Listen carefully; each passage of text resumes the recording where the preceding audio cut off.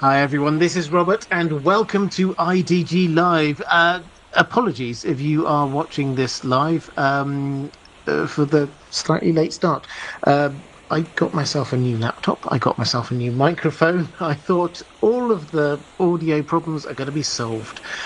Uh, Tried it 2 hours before the stream. Perfect. I did a few little private live streams. The world would never see me singing Queen songs. Wonderful audio. Loved it. 20 minutes beforehand. Worked perfectly. Went to go live.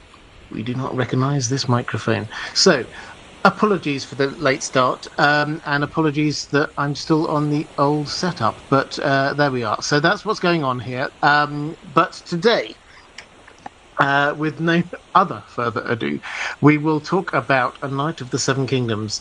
And this is sort of a season review, really. This is just sort of breaking down the whole season, looking forward a little bit to season two. And I'm going to do a bit of a breakdown as well in a few days' time with a special guest. So I hope you're looking forward to that. But for now, let's just do the Q&A. So let's go straight in with a question from SGH saying, do you think there's any magical significance to the two previous non-Targaryen queens being a Dane and a Blackwood, two very magical houses? I do. I did a video ages ago, which may now not be up. If you look at the Targaryen family tree, then you will see that it is just, and I'm going to do another video, just by the way, about the Targaryen marriage policy, because it's actually quite interesting. But if you look at their family tree, you'll find on the line that takes us all the way through to the characters in A Song of Ice and Fire, so Dany and Jon and people like that, they marry other Targaryens or other Valyrians or people from other magical parts of the Seven Kingdoms. So House Blackwood, House Arryn, House Dane. So is it significant? Yes, I think it is. Who manufactured it that way? When in doubt. Okay, let's go with Per Marcus Risman. 7 blessings to you, Robert and the mods, from a north gripped by the winds of a bad winter. I felt like the show underscored the animosity against the Targaryens. It kind of took me by surprise because I don't remember it from the books. Seeing as George R. R. Martin was involved in the series, I would appreciate it if you could expand on what you think about it. I can't decide if it was just world building and explaining why so many highborn and lowborn rallied to Dunk, or if they're just trying to set something up for the Blackfire Rebellion. Well, let's first of all talk about George R. R. Martin's involvement in this, because he was not a showrunner. And I think we should probably be clear about that. So, this isn't him writing this story. The story, Ira Parker was the showrunner, so he was in charge of the story as a whole. He is close to George R. R. Martin. And he said, and I think we can believe him, that he was very keen for nothing to be in the show that George R. R. Martin had vetoed. So that doesn't mean that George R. R. Martin is mad keen about everything, but it means that there's nothing that he said, no, that's absolutely not going to happen. So as an example of one thing that we know that George R. R. Martin did talk about was the scene about a minute into episode 1. You know the scene I'm talking about, when Dunk is there and he's lifting up the sword and then suddenly nature calls him. Ira Parker was insistent that that was in the show. And he's also very open about the fact that he put it to George R. R. Martin, and George R. R. Martin was like, I'm not so sure. But Ira Parker wanted it, and it happened there. From what we know, if George R. R. Martin had said no, that's against canon, it would have been out. But it wasn't against canon, so yeah, it was a directorial decision, as it were. So that's the situation with George R. R. Martin, is that he is involved. He probably has a veto on things, but don't think that everything that happens he said yes to.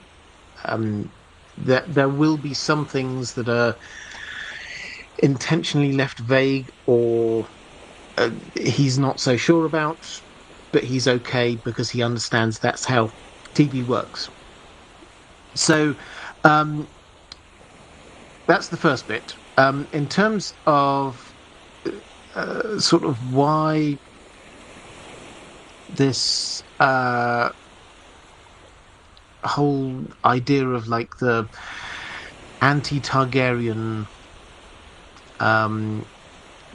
feeling was there.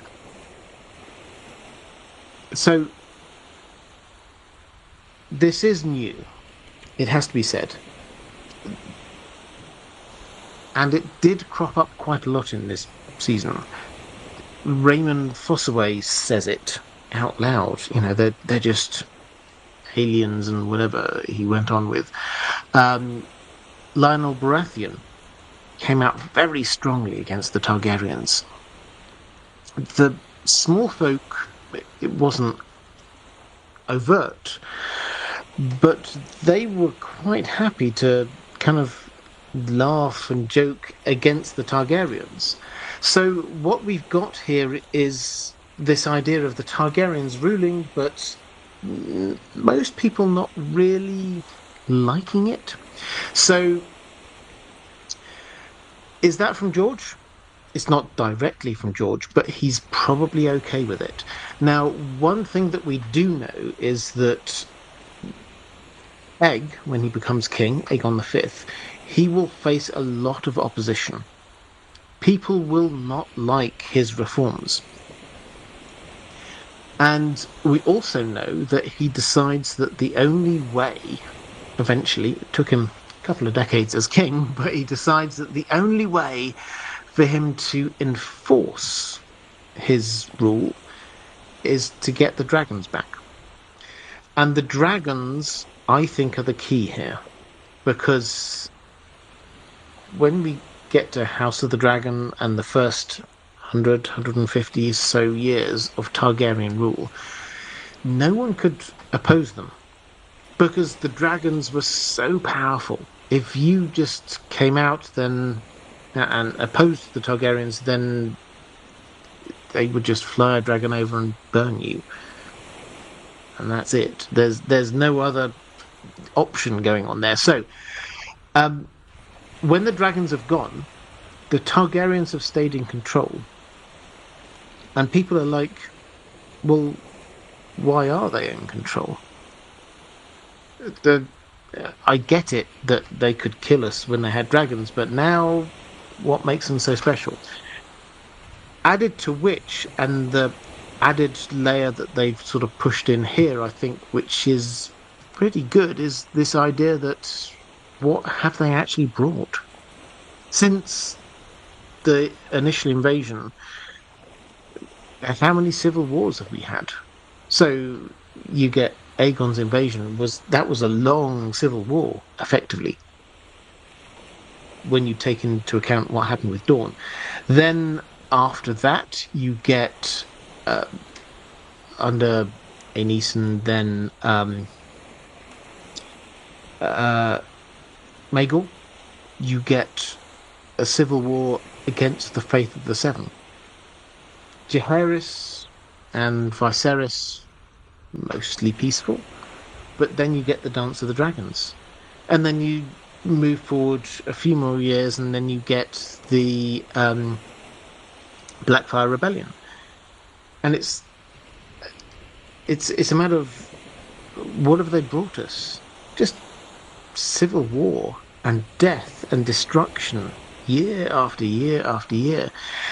And I quite like the fact that they're picking up on this. So, one of the distinctives of Dunk and Egg and A Knight of the Seven Kingdoms is that this is coming from the perspective of the small folk. Well, it's Dunk's perspective. And it's not from the 1%, the people who have benefited from all of this. This is from the normal people. And the normal people are there going, well, why should they rule? They can't just fly over us and burn us to a crisp now. What makes them anointed rulers? Not much.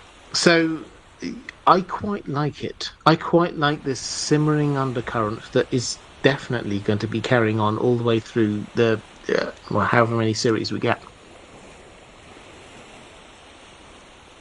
Let's go to a question from Caius Ballerina. Can we talk about the Summerhall spoiler from Dexter? Yes, I think we talked about this a little bit last week. But let's talk about it a little bit more. So, this is, well, maybe a week or so ago. We had an interview with Dexter and Peter, so Dunk and Egg, and I think it was on Irish TV. I think they were making stock puppets. I don't understand all the context, but they were chatting away about, and George R. R. Martin came to talk to you, and what did he say? And it was just like a really, I mean, this wasn't a hard-hitting interview. This was nice and happy and pleasant. And then Dexter just like says, yeah, he talked to us and he told us about, Summerhall, but we know that Dunk survives. And then Peter Claffey is there as Dunk, and he's like, no. The clear implication is that George R. R. Martin told them this, what their fates were as characters. And Dexter, Sir Lancel, he's a kid. He didn't really understand that he probably shouldn't tell people this, and he let it spill. So, what do we make of this? Well, I think the first thing we have to say is I hope he doesn't beat himself up about this. This did seem like a genuine spoiler. It did seem like George had said something to them, and Dexter just revealed it, and he probably shouldn't have.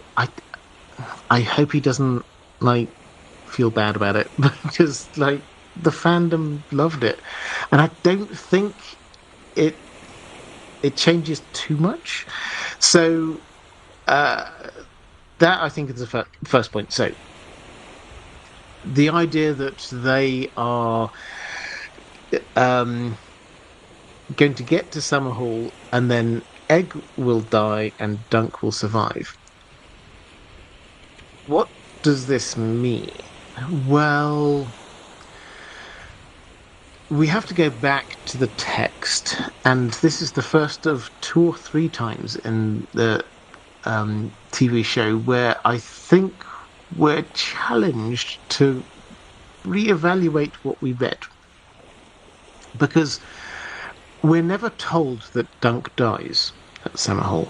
We're told that, but for the valor of the Lord Commander, ... implication being that he did something heroic, he saved some lives, whatever. And then he disappears. And clearly, Egg seems to die because we get a new king. His son, Duncan, Sir Duncan the Small, seems to die because, we never hear from him again. And his wife, Jenny of Earlstone, seems to die because of what the Ghost of High Heart says. Dunk, we assumed, died because he was replaced as Lord Commander of the Kingsguard.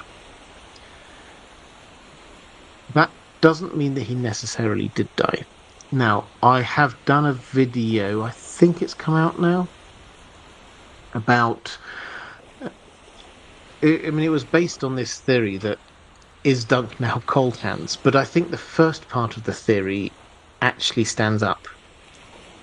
which is that if Dunk, as Lord Commander of the Kingsguard, he's an honourable man, and if he failed to protect his king, if he failed to protect his friend,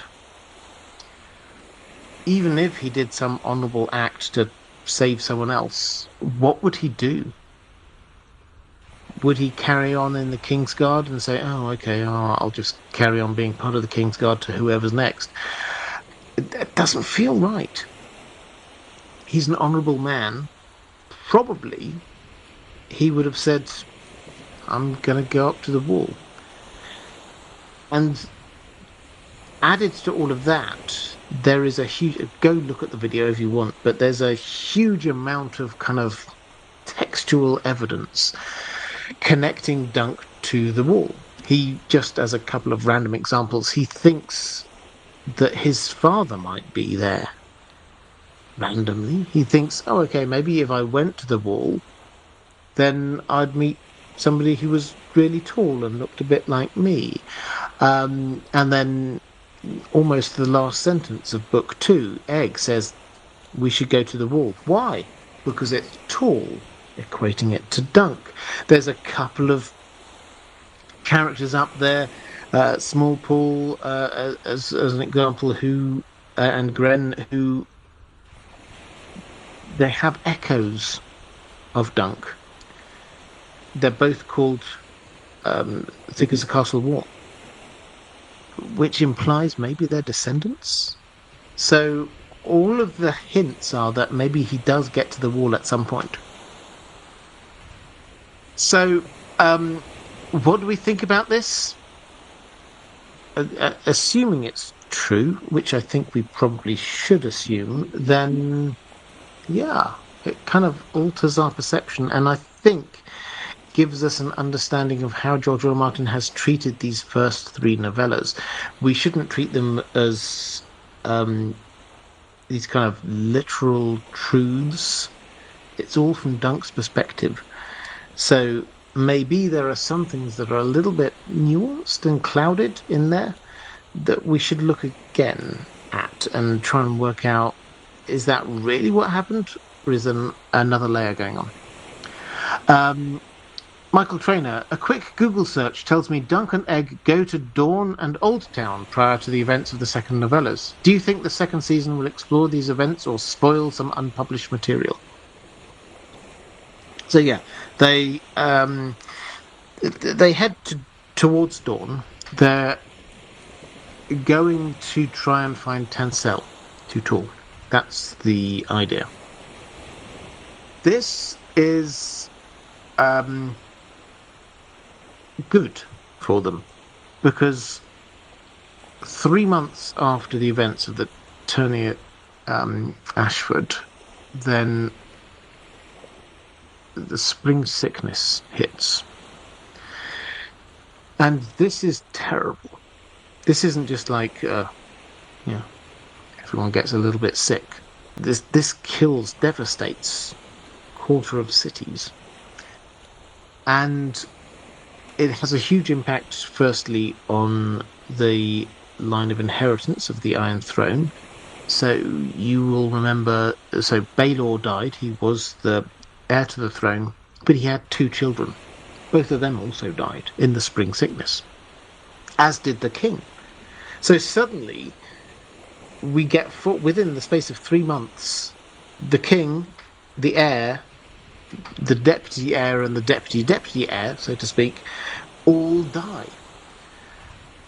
That is hugely significant. And what does that mean for Dunk and Egg? Well, Dunk and Egg were down in Dorne. And Dorne is one of the few places in the Seven Kingdoms that managed to escape. So that's the first place they go. Then after that, they head over to Oldtown, and we get a few memories there of Dunk going to see his brother, his favourite brother, Aemon. We obviously know Aemon as Maester Aemon, and he's at the time training in Oldtown, and he measures Dunk, and he measures him at 6'11", which I can't do the maths in my head immediately, but is very tall for metric people. So George R. R. Martin has said about a year ago, when he's thinking about Dunk and Egg stories, he has said that he's got a couple of stories that we know about, but he does wonder whether he should have done one set in Dorne. So, is that one of the ones that he's there talking to Ira Parker about?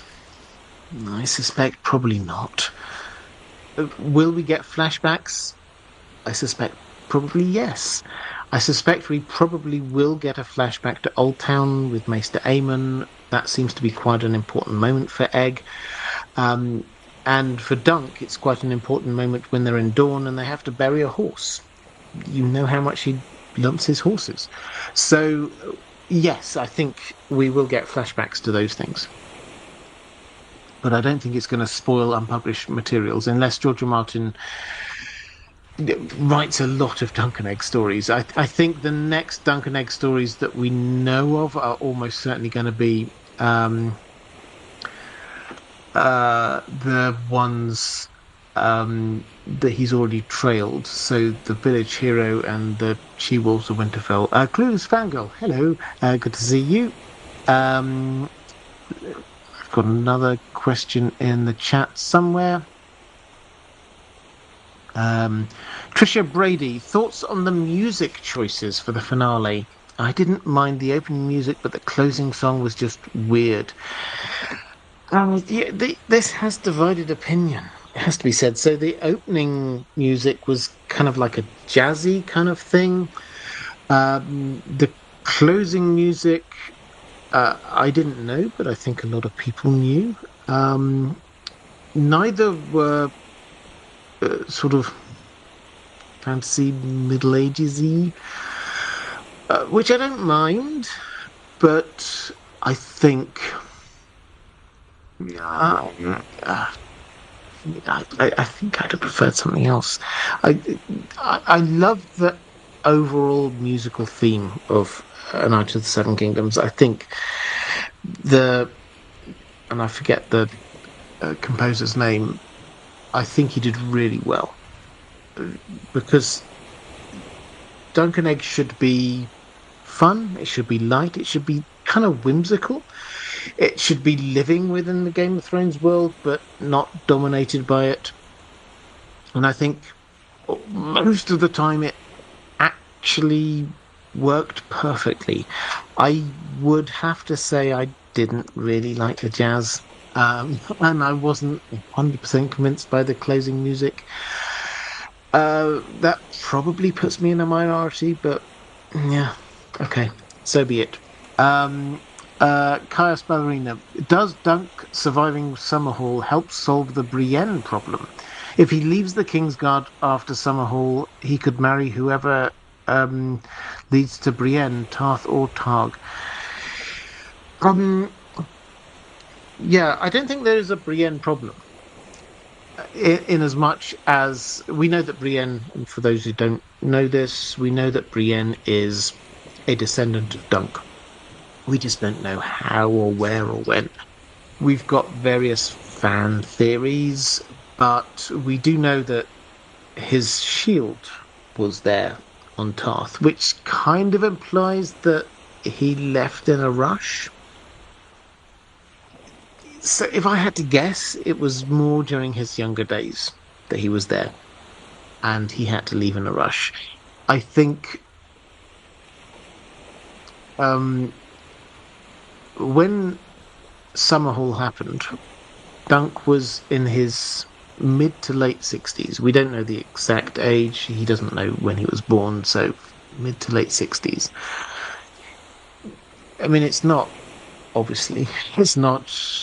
beyond the realms of possibility that he might have randomly headed off to Tarth, and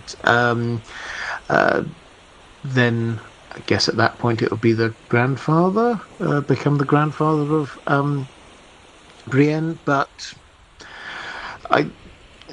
I think it makes more sense, particularly as they kind of teased the link into it to Tarth through Lionel Baratheon.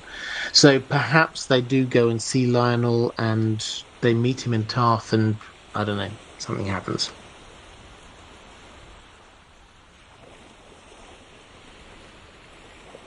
Um, Clueless Fangirl saying, "Can you talk faster? I want to listen to this on 1.5 speed. Watch it later. Put it on 1.5 speed." Um, let's go to. I think that's all my questions from the chat. So let's go to a question from Madeline Tyrell the Dane. Hi, Robert. I love this episode and the season as a whole. Hope you did too. What is your interpretation of why they included the scene where Arlen was telling the penny tree story and it's linked to Dunk nailing the penny to the tree at the end? So, yeah, I mean, I liked that. I have speculated on why there are pennies on that tree a couple of times on these live streams. It seems like I wasn't right. But we got the story from Sir Arlen, and basically it was when people got called up to go to war, they would nail a penny into the tree, and if they came back, they would take it off.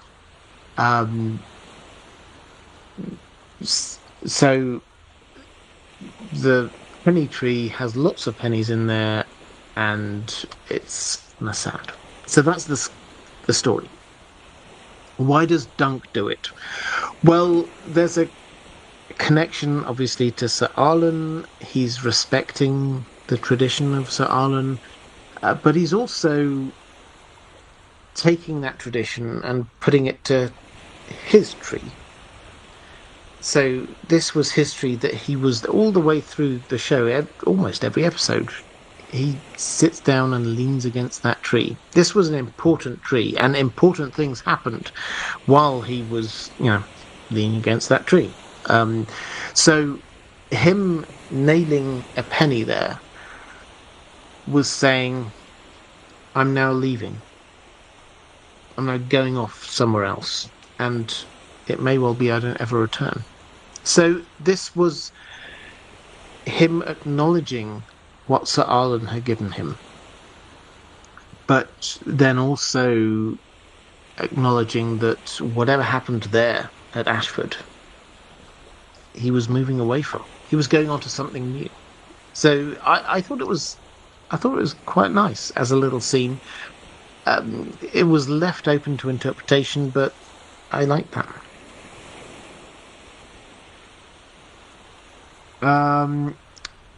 Agalos Lukatos. Hi, Robert. I hope you're well. I am well, thank you. What do you think of the decision to have Egg leave with Dunk in secret? I don't mind small changes and adaptations, but that was a decision that could lead to major repercussions in the story, unless they decide to ignore it altogether. Okay, so if you missed this, and you may have missed this, and if you were a show-only person, you definitely missed this. There is a slight difference in what happens at the end. Now, in the books, Maekar comes to Dunk, they have the conversation. Dunk does the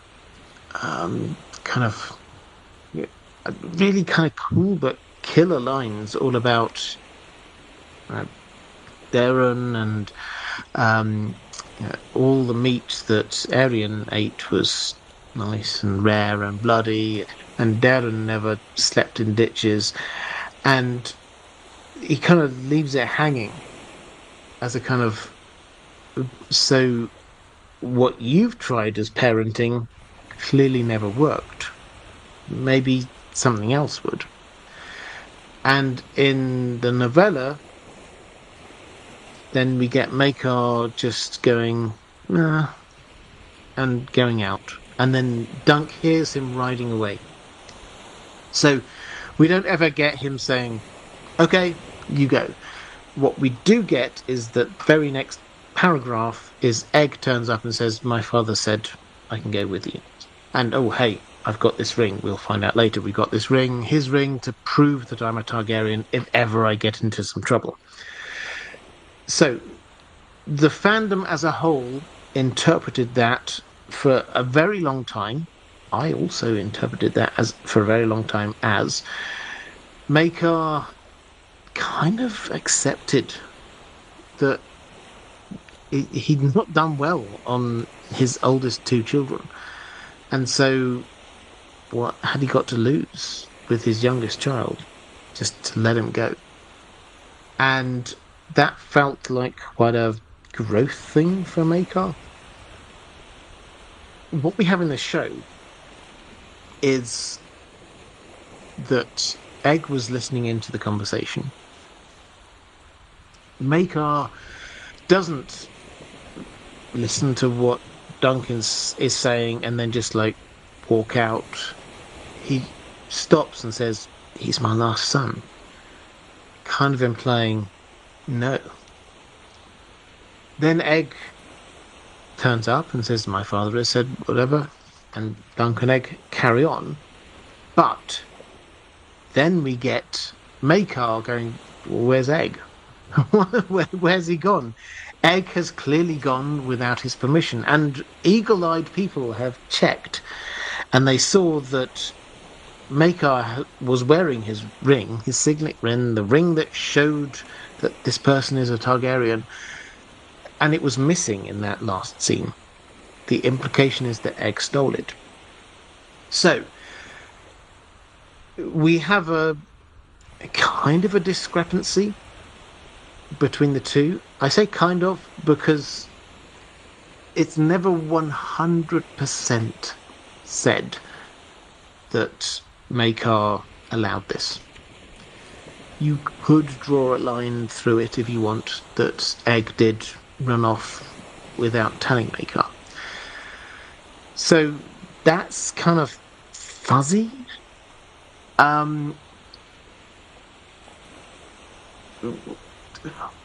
Which do I prefer? I prefer the book version, I have to say. I prefer this idea that he came to accept and understand that the way that he brought up his children probably wasn't perfect, and Dunk seems to actually be a good person, and he went out to Dunk to have this conversation. That I kind of like. Also, with that, it means that Egg, he'd moved on from the lying and the stealing and all of those bits of his character, and he'd just won the day. He hadn't just gone back to where he was before. There was some character growth for Egg as well as some character growth for his father. So I think I prefer the novella version. All of that said, two things. The first thing is that what I've learnt the further into the show I've got, and the more I've read Ira Parker doing interviews, the more I've come to the understanding that when in doubt, the show is just fun. They're trying to do fun things, and that last scene was fun. Maekar going, "Where's Aegon?" Well, it was fun. So that's the first point. The second point is that they can just retcon all of this off screen. They can just say, okay, so Maekar tracked him down and said, all right, if you insist, then you can have that ring, you can keep it, just stay in contact. And they can do that, and it wouldn't affect anything in the plot going forward. I guess the third point, I said there was 2 points. The third point is that, set in the context of what's about to happen, 3 months after this, the spring sickness, the great spring sickness, hits everywhere. Maekar, whatever attempts he'd made to try to track down his son, they were going to be undermined by the fact that a third of the kingdom were about to die. His mind was on other things. Perhaps his spies had told him that Egg was safe in Dorne. and he would have just left it like that. So, okay, you can stay there. You can do your thing. We're trying to deal with the fact that the king has died and the heir to the throne has died and the other heir to the throne has died. So it does kind of work. If you want to make it work, you can. Gabriel Farrell, I hope you enjoyed the season as much as I did. I did. How much angry muttering did you do during the "why didn't you knight me" death fake out? I was so busy complaining to my wife, I almost missed Sir Arlen waking up. Okay, so yes, I do have a sort of a minor grumble about this, which is the fact that there were a few moments, and you can probably think of a few others, where I was taken out of the action. I was taken out of the action thinking, oh, that's the director or the showrunners or the writer doing a fun thing, rather than being in the action and living it. In this instance, we thought, oh, he's died, and Dunk started to cry, and then suddenly you're like, oh, no, he's back, it's okay, and then maybe he does. And that felt like a bit of directorial affectation. So that's a minor gripe. I loved the show, but there were a few things like that. You can probably think of other moments where it was like, oh, yeah, the director decided to do that. They didn't have to. The bigger picture is that, as I understand it, there were two moments that George R. R. Martin said, I want to remain ambiguous. One of them was what we were just talking about, which was what happened when they rode away. Was this Maekar giving his blessing? Was this egg running off? He wanted that to remain ambiguous. The second was Dunk actually knighted? So maybe he's setting those things up for later in the series, or maybe he just likes the idea that they're ambiguous. But either way, the big picture here is that the ambiguity was from George R. R. Martin, not just the showrunner. Let's go to Lady Pushkin saying, hi Robert, wow, what a season, really enjoyed it. I think it has also piqued an interest in lesser known houses where we don't have much backstory. Do you think George R. R. Martin will leave it to the showrunners to give them this? I'm currently in Belfast and I've been to the Game of Thrones studio tour as a surprise for my birthday on the 25th. That was yesterday. Birthday for yesterday. Absolutely fabulous in all areas. The photos and videos don't do it justice. The staff even gave me a Michelle Clapton drawing of Brienne for a birthday card. Just wonderful. Well, yeah, I'm ashamed to say I've never been to the Game of Thrones studio tour in Belfast. One of my plans for this year is to rectify that. So, yeah, expect me to be sending lots of pictures of me standing next to the Iron Throne and pointing at it and smiling. So that will be happening at some point this year. As for the sort of the other question about the smaller houses, has George R. R. Martin said that he's okay for that to be left?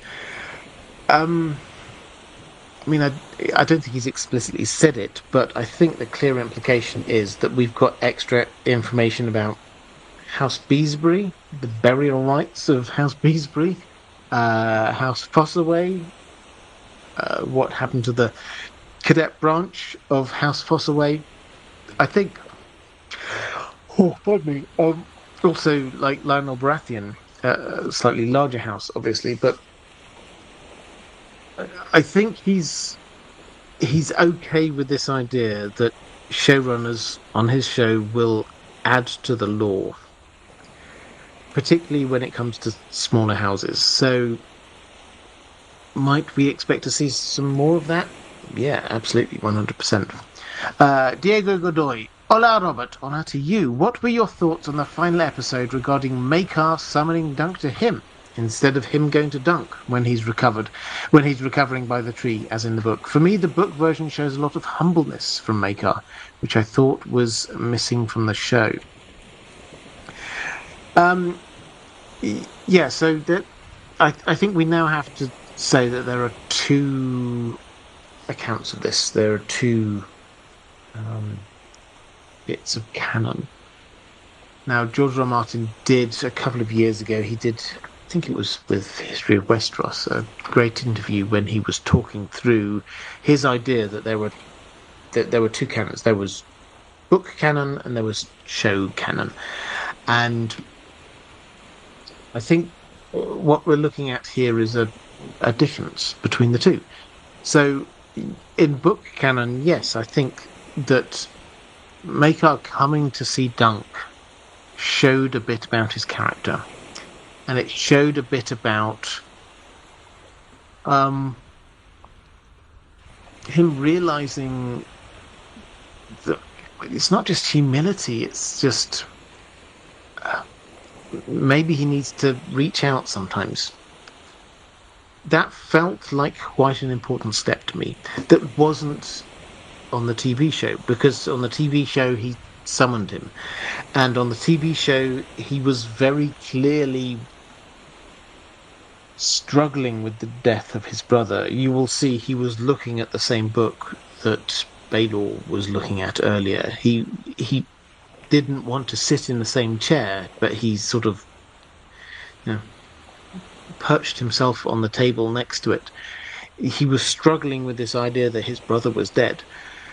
And those are two different versions of Maekar. We get the Maekar who is slightly humbled by this and is willing to learn, and as a result, perhaps he then says, okay, Egg can go off.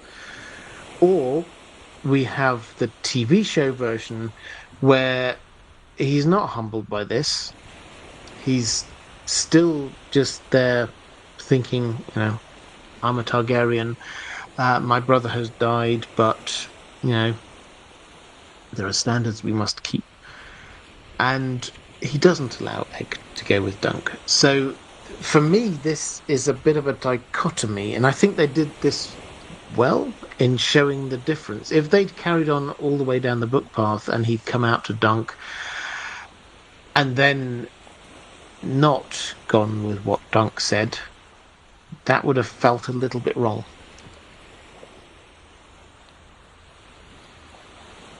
Let's go to a question from Stephanie Lash saying, do you think the reason that Dunk was not knighted is that Sir Arlen was also not a true knight? Ooh, interesting. So we don't know huge amounts about the history of Sir Arlen of Pennytree. I was wondering whether to do a video about Sir Arlen.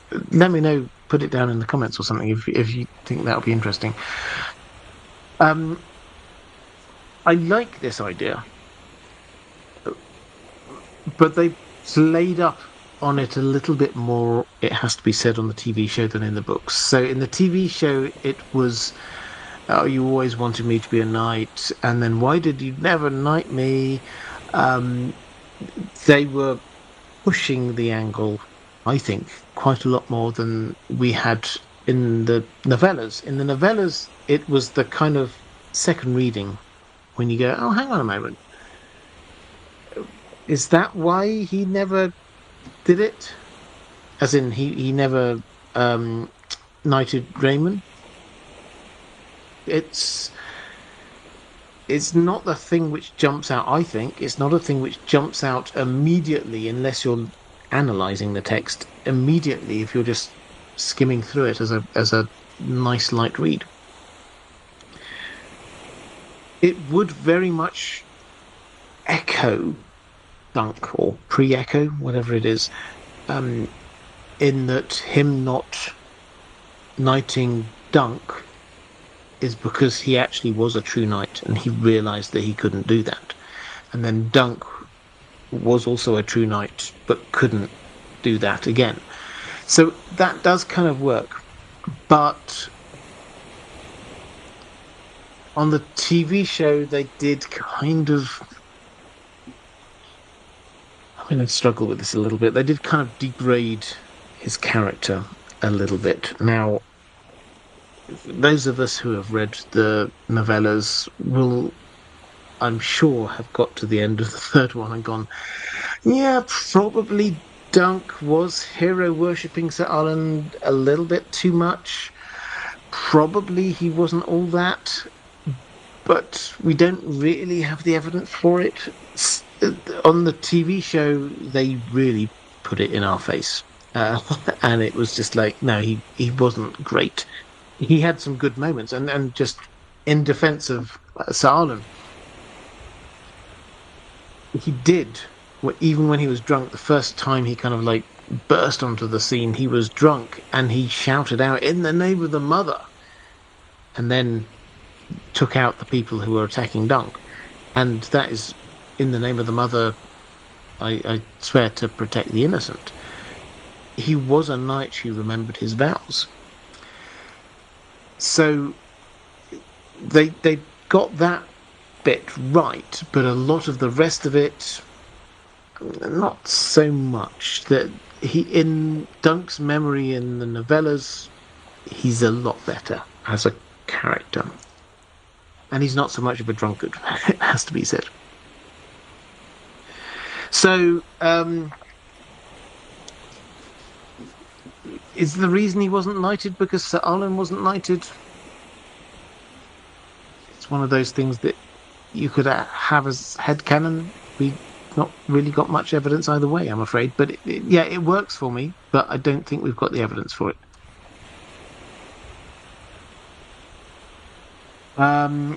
Let's go to Flame G. Hello, Robert. I hope you're doing well. My question is related to what Egg says to Dunk, that there's 9 kingdoms, not 7.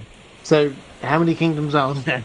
I remember reading that the Iron Islands were a kingdom, but they don't appear in the official map I was looking at. Now, do the Crown Lands? Is Egg correct? And if so, why is it called the 7 kingdoms, not the 9 kingdoms? Okay, so I did do a rather pedantic tweet about this. But let's explain this.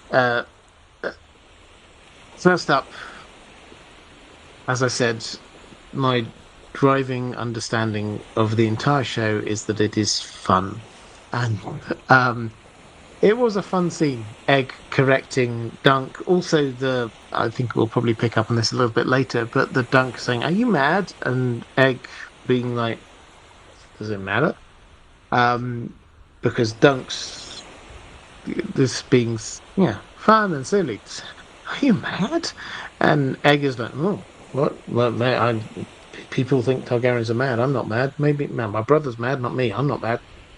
So that was a whole extra layer, but mostly that was just a little bit of fun.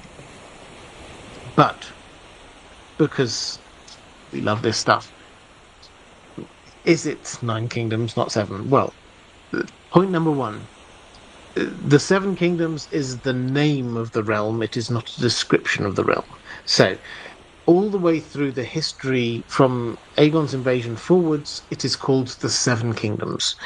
That is not saying that there are, at any moment in time, 7 kingdoms there.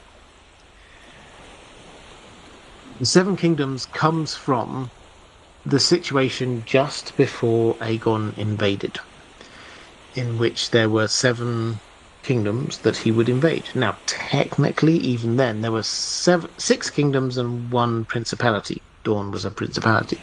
But we get the Stormlands, Dorne as a principality.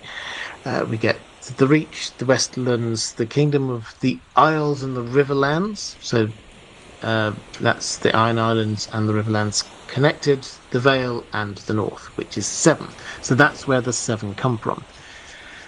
When Aegon invaded, he then conquered those 7 kingdoms, or at least he conquered 6 of them, because Dorne stayed outside the 7 kingdoms. But he still claimed to be king of them. If you look at his sort of kingly vows, he still claimed to be king of the Rhoynar. The Rhoynar being people who were in Dorne. But technically, he'd conquered 6 of those kingdoms and not the 7th. But then he, the Iron Islands and the Riverlands were separated. That was the kingdom of the Isles and the Rivers. And he created a Lord Paramount in the Riverlands and one over in the Iron Islands. And all of those people who had previously been kings, they were no longer kings. So, classic example in the north, we had the King of the North, the King of Winter, Torrhen Stark. He bent the knee, he was no longer a king, he was Lord Paramount of the North. He was Lord of Winterfell. So, however many kingdoms you might count as there being at that point, they then weren't kingdoms, they were regions, plus one principality who wasn't part of the whole system of governance. Added to which, there was a little bit of disputed land between the Stormlands and the Riverlands that the Targaryens took and called the Crown Lands. These were lands that they'd bent the knee direct to the Targaryens, rather than the king bent the knee.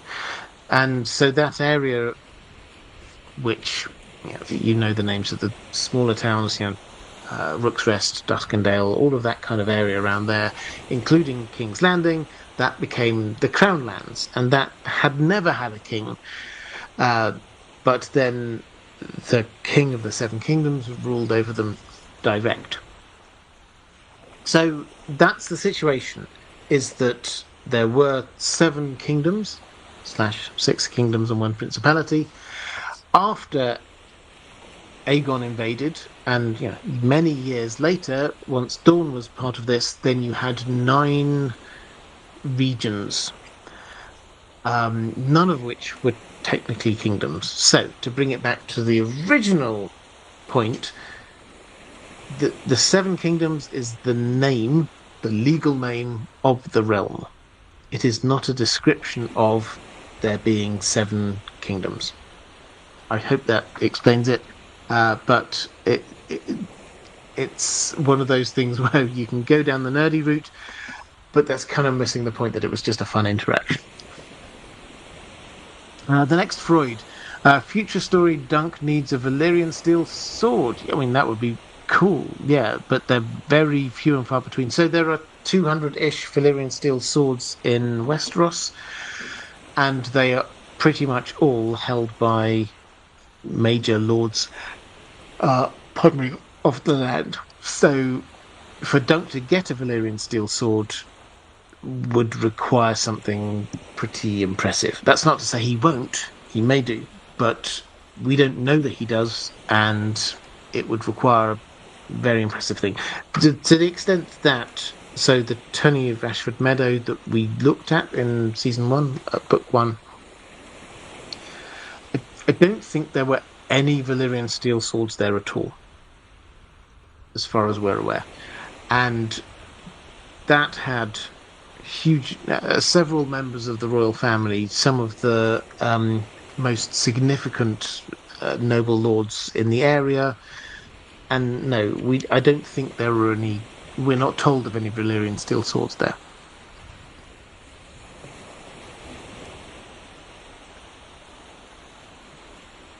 Jennifer Pierce says, looks like we're not getting a 4-hour marathon live today.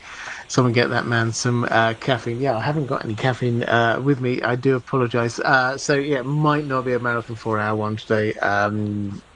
Apologies. A bit of a slow start as well with all the tech issues. Let's go to Simran Singh. My first time watching any Game of Thrones related TV series. I've read the main Song of Ice and Fire books, and I definitely enjoyed A Night of the Seven Kingdoms.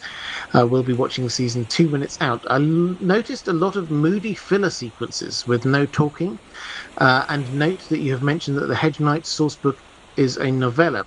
Did they have to pad it out a bit, like The Hobbit being stretched into 3 films, or was this just a deliberate artistic choice? Lingering on Sir Raymond's hug was a great artistic choice, for example.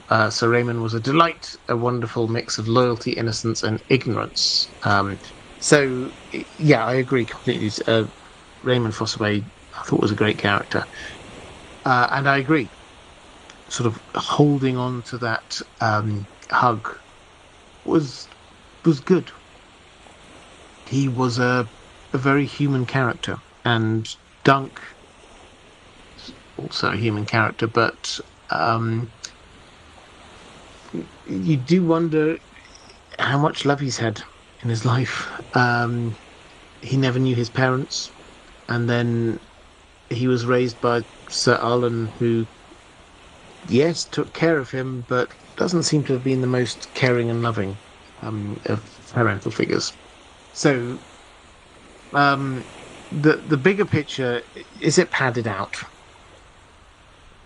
I wouldn't say padded out is the right way of looking at it.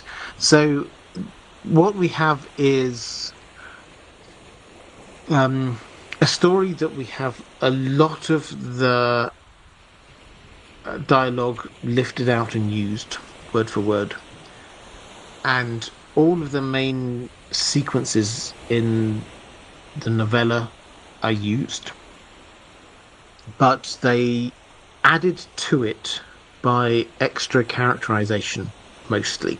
So Raymond Fossaway, he is a character in the story, but he gets a much bigger role in the TV show. So the whole end scene stuff, you don't get that at all. Similarly, Lionel Baratheon, who again is a part of the story, but the TV show expanded it out. The whole tug of war stuff, the whole getting drunk and dancing in his tent stuff, that was all an invention from the TV show. And you could carry on. There are various characters. The Duncan Tancel relationship, they added in a couple of extra scenes there. That kind of worked for me. There was a whole lot of extra stuff there to do with the tourney and just wandering around, and Dunk being taken aside by the master of the tourney, just like trying to turn him to sort of throw a fight, that kind of thing. It was actually the opposite of throwing a fight, but the overall feel was that they took the story from the novella and they kind of expanded it out character-wise. So if you're sort of au fait with the Hobbit movies, I would say it's more like the first Hobbit movie, An Unexpected Journey, which I actually really liked, I have to say, where they added in extra stuff with the characters, but they kept the main thrust of the story as was. It wasn't like the second and third ones where they added in lots of new characters, subplots that weren't there already, expanded out the battle scenes. That wasn't really where they went with this. I think personally that the character expansions were justified, and that's partly why I like it.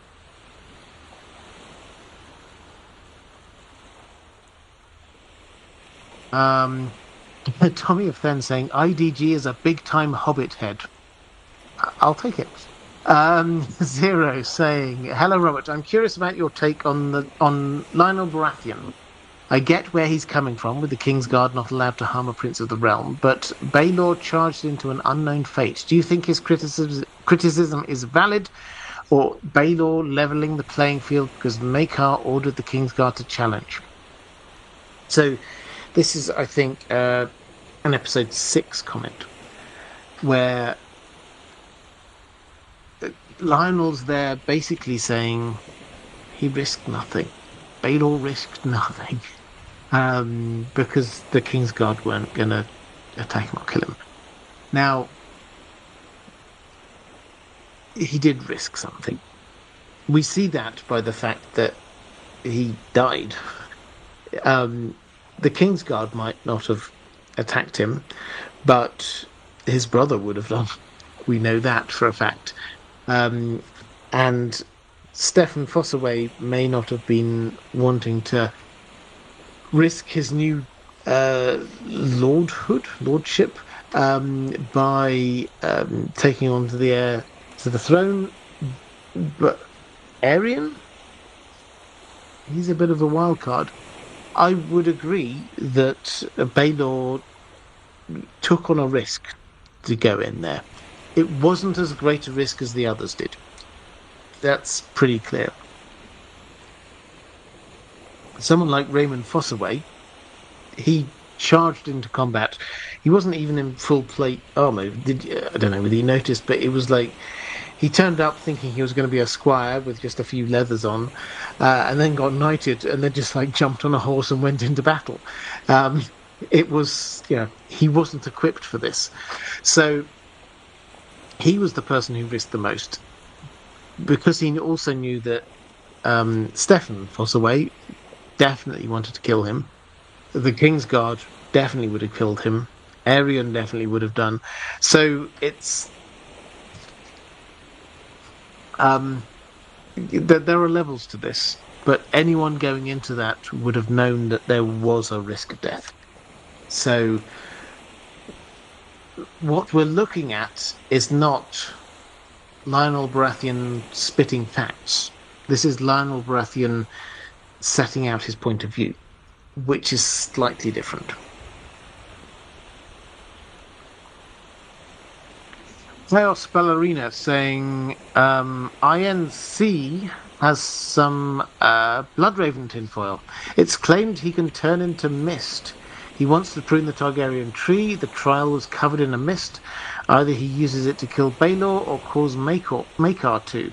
Maekar can't remember the death blow after all. Yeah, I mean, I'm a sucker for Bloodravens. Conspiracy theories. I shall probably I'll do a video on this again at some point. What happens over the next 20 years of the Targaryens is nothing short of astonishing in terms of how quickly they died. So here, we've already talked about it. Baelor dies, and then in the same year, the king, his father, dies, and also Baelor's 2 children die, and that entire bit of the family tree is wiped out, which means that then we get Aerys to be king, and he doesn't have children, and eventually he dies, and then we get Maekar. But what about Aerion? So we get a lot of these extra Targaryens in there, dotted throughout this family tree, who just randomly die. And when you look at how they died, it's choked on a lamprey pie. Some of them feel a little bit suspicious. So, given the amount of people who had to die in order for Egg to get onto the throne, and given the short period of time that happens, he is Aegon the Unlikely. It's very unlikely. It's not just a matter of, that wasn't expected. He's like a third son. Oh, who would have expected a third son? He was the 4th son of a 4th son. He should definitely not have inherited. So, if you take that approach and say, okay, well, who was wanting to prune the Targaryen tree down? Yeah, Bloodraven. And there's a lot of mist going on there. Might he have done something there? It's possible. I'm okay with this idea. I do think that perhaps out of all the different Targaryen deaths during this period, this is the one I'm most likely just to put down to it happened. Trial of Seven is 7 knights trying to kill each other, and the fact that one of them died, or more than one of them died, should not really be a surprise. So, one thing you might have missed as a kind of a detail here is that Baelor was wearing his son's armor, which means it's a bit tight. Now, that means that when he's hit in the back of his head, there's no give. It's just bang, hits him. And when that kind of contracts in onto his head, and we know the rest of it's all a little bit gory, but you know what comes next. The implication is that he hadn't brought his own armor. And if he had brought his own armor, then maybe he might have survived that. The show, I think, did quite a good job of kind of twisting the perspective on that. So when we get Valar, Dunk goes to talk to Valar, and Valar's there, saying, you should never see your father die in your own armor, kind of thing. It's kind of hard because the hint is that Baelor had not expected to be taking part in any tourney. He just turned up there to watch his family and to represent Team Targaryen. And the reason why he died was because he hadn't expected to be a part of that, which means that his decision to be a part of that was on the spot. It wasn't premeditated. SGH, what do you think of the idea that the gods did decide the outcome of the Trial of the Seven by saving Dunk and by Baelor dying for his dishonourable tactics? I think I've got a question about this from one of my patrons a bit later, so I'll wrap this one up with this, that one up with this. So I've seen a few people trying to say that, or trying to justify that this is the Faith of the Seven in action. And if they're going to be in action anywhere, let's be honest, Trial of Seven is where they should be, because this is about justice, first of all, proving justice, and then 7 being the holy number on both sides.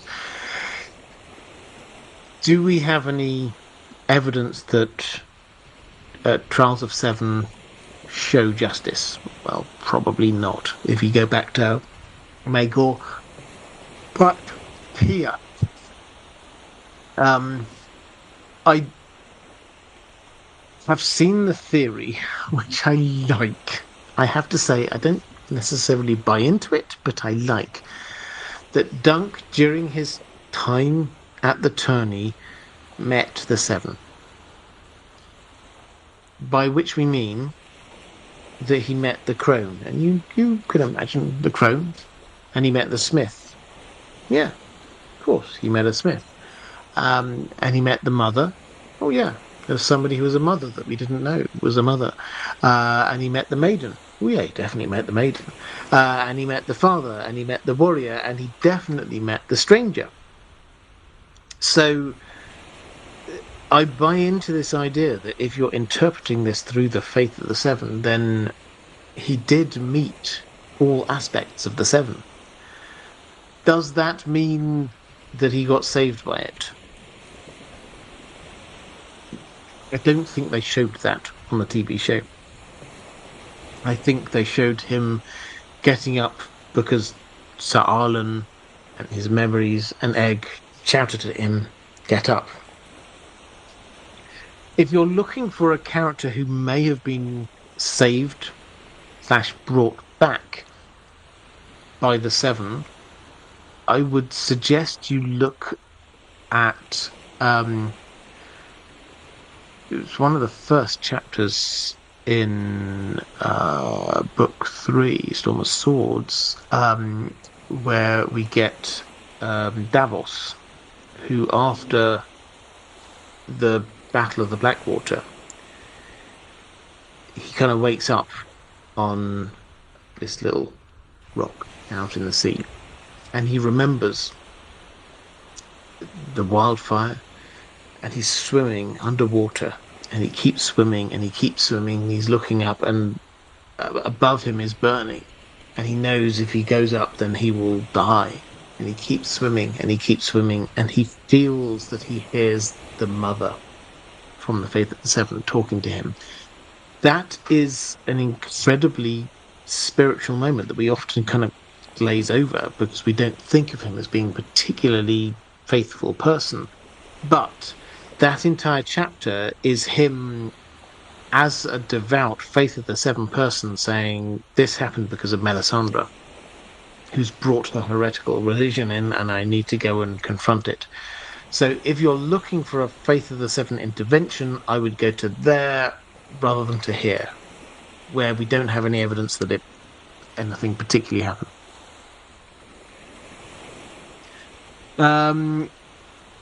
TK117, were you a fan of the new origin of the Green Apple Fossways? I mean, I think so. The Green Apple Fossways, this is Raymond Fossaway who founds the new Fossways. I mean, it wasn't too far off from the original. I have to say, I really liked his shield. It has a green apple on it, but it also was shaped like an apple. I loved that. And I also liked the humanity of him getting together with Rowan, I think her name was. That kind of really worked for me. So, yeah, I liked it. House Fossaway are not a significant player in this story, so if we give them a little bit more nuance, then that works for me. Commander Ray, as a channel member, I should pause right now to say, channel members, thank you very much. The best way to support this channel remains going to Patreon, but if you, for whatever reason, do not wish to go to Patreon, then you could become a channel member here. So thank you very much. And also, while I'm thinking of thank yous, moderators, thank you so much. If you're here watching this live, the reason why it's such a wonderful and lovely place is because the moderators keep it that way. So thank you so much. If you are watching this live, could you just show them a little bit of love? I'd hugely appreciate it. Commander Ray, Crusader Kings 3, a Game of Thrones mod. Run when? Oh yeah, when am I going to do that? Also, keep up the great work and love the first season of A Knight of the Nine Kingdoms. Fingers crossed on book 4. A lot of things there. So book 4 for Duncan Egg. I have no inside information, but I suspect we will see more Duncan Egg than before we see the Winds of Winter. That's my feeling. Crusader Kings 3, yeah, I've talked a few times about the possibility of doing some gaming playthroughs. Now, they would not just be random games, they would be lore playthroughs, is the idea, for games connected to the worlds that we love. And I would be playing them. I do play video games, but I would not count myself as a gamer, so I'm not playing them to show off my expertise. I'm playing them to explain the lore of the world to you as we go through. So, yeah, Crusader Kings 3 is absolutely on the list of things I would happily do when I find the time. Okay, I think that's me caught up on the chat. So let's go to Stephen Donnelly saying, "Hi Robert, I hope you're well." I am, thank you. I love this first season of Knight of the Seven Kingdoms and think it has captured an audience that perhaps House of the Dragon didn't. I was a little surprised at how explicitly the show addressed Egg's fate at Summerhall. I'm curious if you think this will become a recurring theme in the series to come. So, in terms of the audience, yeah, one of the things which has helped me most about this is the way that the audience grew. as the show went on, and it happened through word of mouth. So people, I saw it again and again. People were saying, "Oh, this is really good. You should watch this." People who'd perhaps given up on Game of Thrones, who'd decided, "Oh yeah, I liked that, but I don't really want to watch more stuff." This hit a slightly different demographic, and I'm really happy about that. I think it worked really well. As for Egg's fate, so we got this foreshadowed very heavily, obviously, when we get the Mystic Woods Witch, whatever we're calling her, coming in and telling the fortunes of Dunk and Egg. Now, I'm not going to break down those fortunes again here. I did that a little bit ago, but it definitely talked about Egg's fate at Summerhall. And we also got some other hints. We get the Darren, who we know does get true dreams. He was talking to Doug about his Dunk about his dream of a dragon dying, falling on Dunk, and the room filled with fire. That is new. It was in the graphic novel, but it wasn't in the novella. The fire aspect, which again kind of hints about what's going on there. The madness thing hints about what's going on there. We get a lot of stuff which is a hint to what might be happening in the future. The fact is, I think the vast majority of the casual viewing population didn't really take that on board. It's only us who really went, what? We know what that is referring to. For most people, it's like, oh, well, that's a little bit sinister, and then they moved on. So, is it going to be something recurring? I think probably yes. I think that this is one of the things that, for me, they did really well, which was take the hints of the story to come and just seed it here without making it a part of the story. So the fact that there was somebody telling fortunes was just a part of, here's all it is. Somebody selling goose eggs, here's somebody doing puppet shows, here's somebody selling armor, here's somebody telling fortunes. It felt like a natural part of what was going on there. And that therefore didn't bring attention to it. It was just building the background to this story. And the deeper into it we get, then I suspect the more that we will start to be seeing those kinds of things. So, yeah, Season 2, Season 3, maybe we'll get a bit more. Season 3, we obviously have a Dragon Dreamer in there, so probably quite a lot more. For my people saying, at this point, I think I'd prefer if George R. R. Martin wrote a novella or two, or Fire and Blood Part 2. Perhaps writing something he enjoys will inspire him to finish The Winds of Winter. He has said this exact same thing. He said it in... he did an interview with James Hibbard in Hollywood Reporter, which he did just before Christmas. It came out just before A Night of the Seven Kingdoms. And he said he does think that if he had the chance to write another Dunk and Egg story or Fire and Blood Part 2, then perhaps that would free up his headspace and he would be able to carry on and finish The Winds of Winter. But he's been told that his priority is The Winds of Winter. So my position is, I hope that people, if they ever get the chance, feed up to him. If you think that, I agree with you. I would much rather he writes something he's enjoying. Dunk and Egg, Fire and Blood Part 2, whatever. And if that means that he gets the ability to go back to The Winds of Winter and finish it off quickly, great. But I just want him to write more stuff. and I want him to enjoy writing it, not feel under pressure to be writing something that his muse isn't taking him anywhere. So yeah, I 100% agree.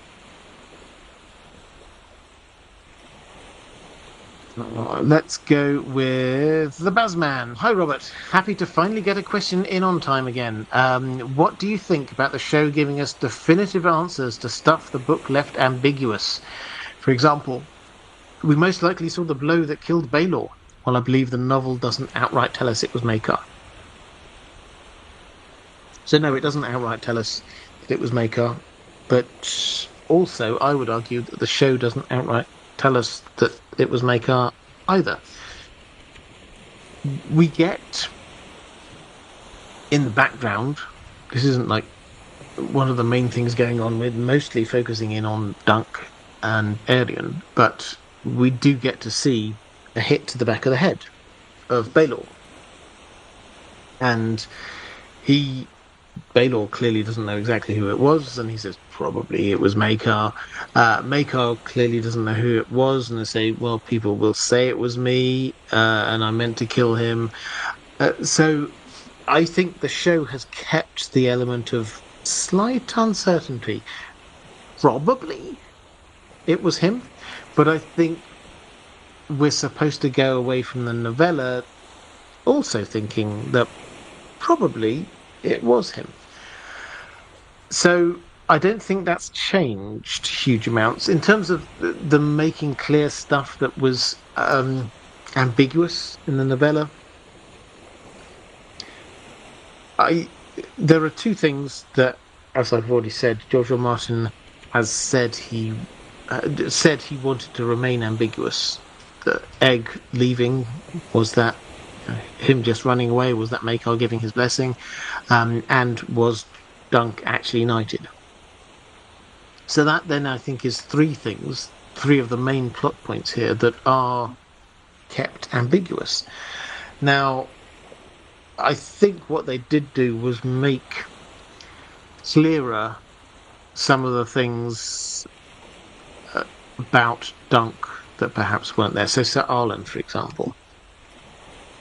Sir Arlen, we only remember through Dunk's memories in the novellas.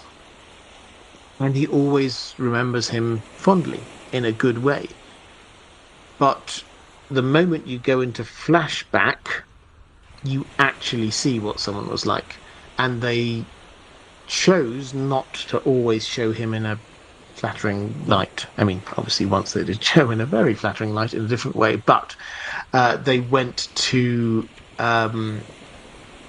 significant lengths through that episode to show that he was not this ideal true knight that Dunk thinks of him as. He had some true knight qualities, let's not pretend he didn't, but at the same time he wasn't perfect.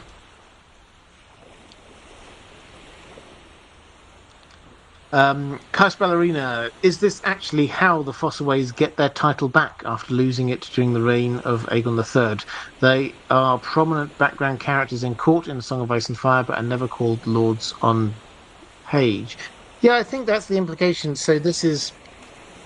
They lose their lordship. So, and it's never really told exactly when or how they lose their lordship. They were a very noble house, one of the kind of the second tier houses down in the Reach. They could trace their ancestry all the way back to Garth Greenhand, and then at some point they lost their lordship and they became landed knights. That was at some point between the Dance of the Dragons and the Hedge Knight. Now, we've not been told what happened.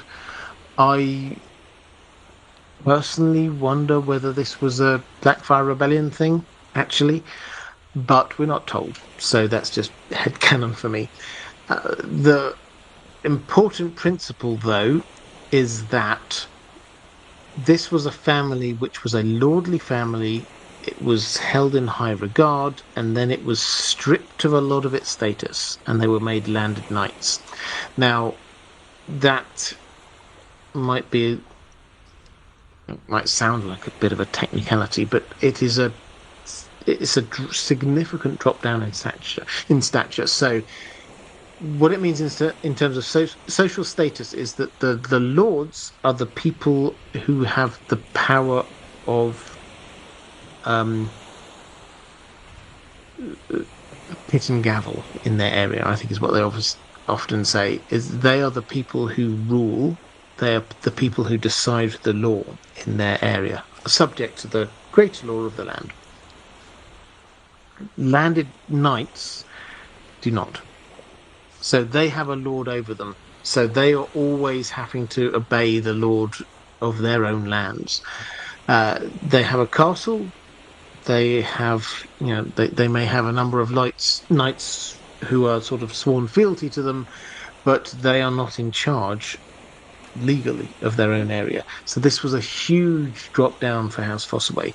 And the reason why I sort of went into a little bit of detail is not in defense of Stefan Fossaway, but to explain why this was so significant for him. He could be the person who could get their lordship back. This wasn't just like it's my personal glory, I can get this. He was the person who, after the Fossaways for millennia had been at a certain level and then lost it, he could be the person to get it back. And that is too much for him to say no to.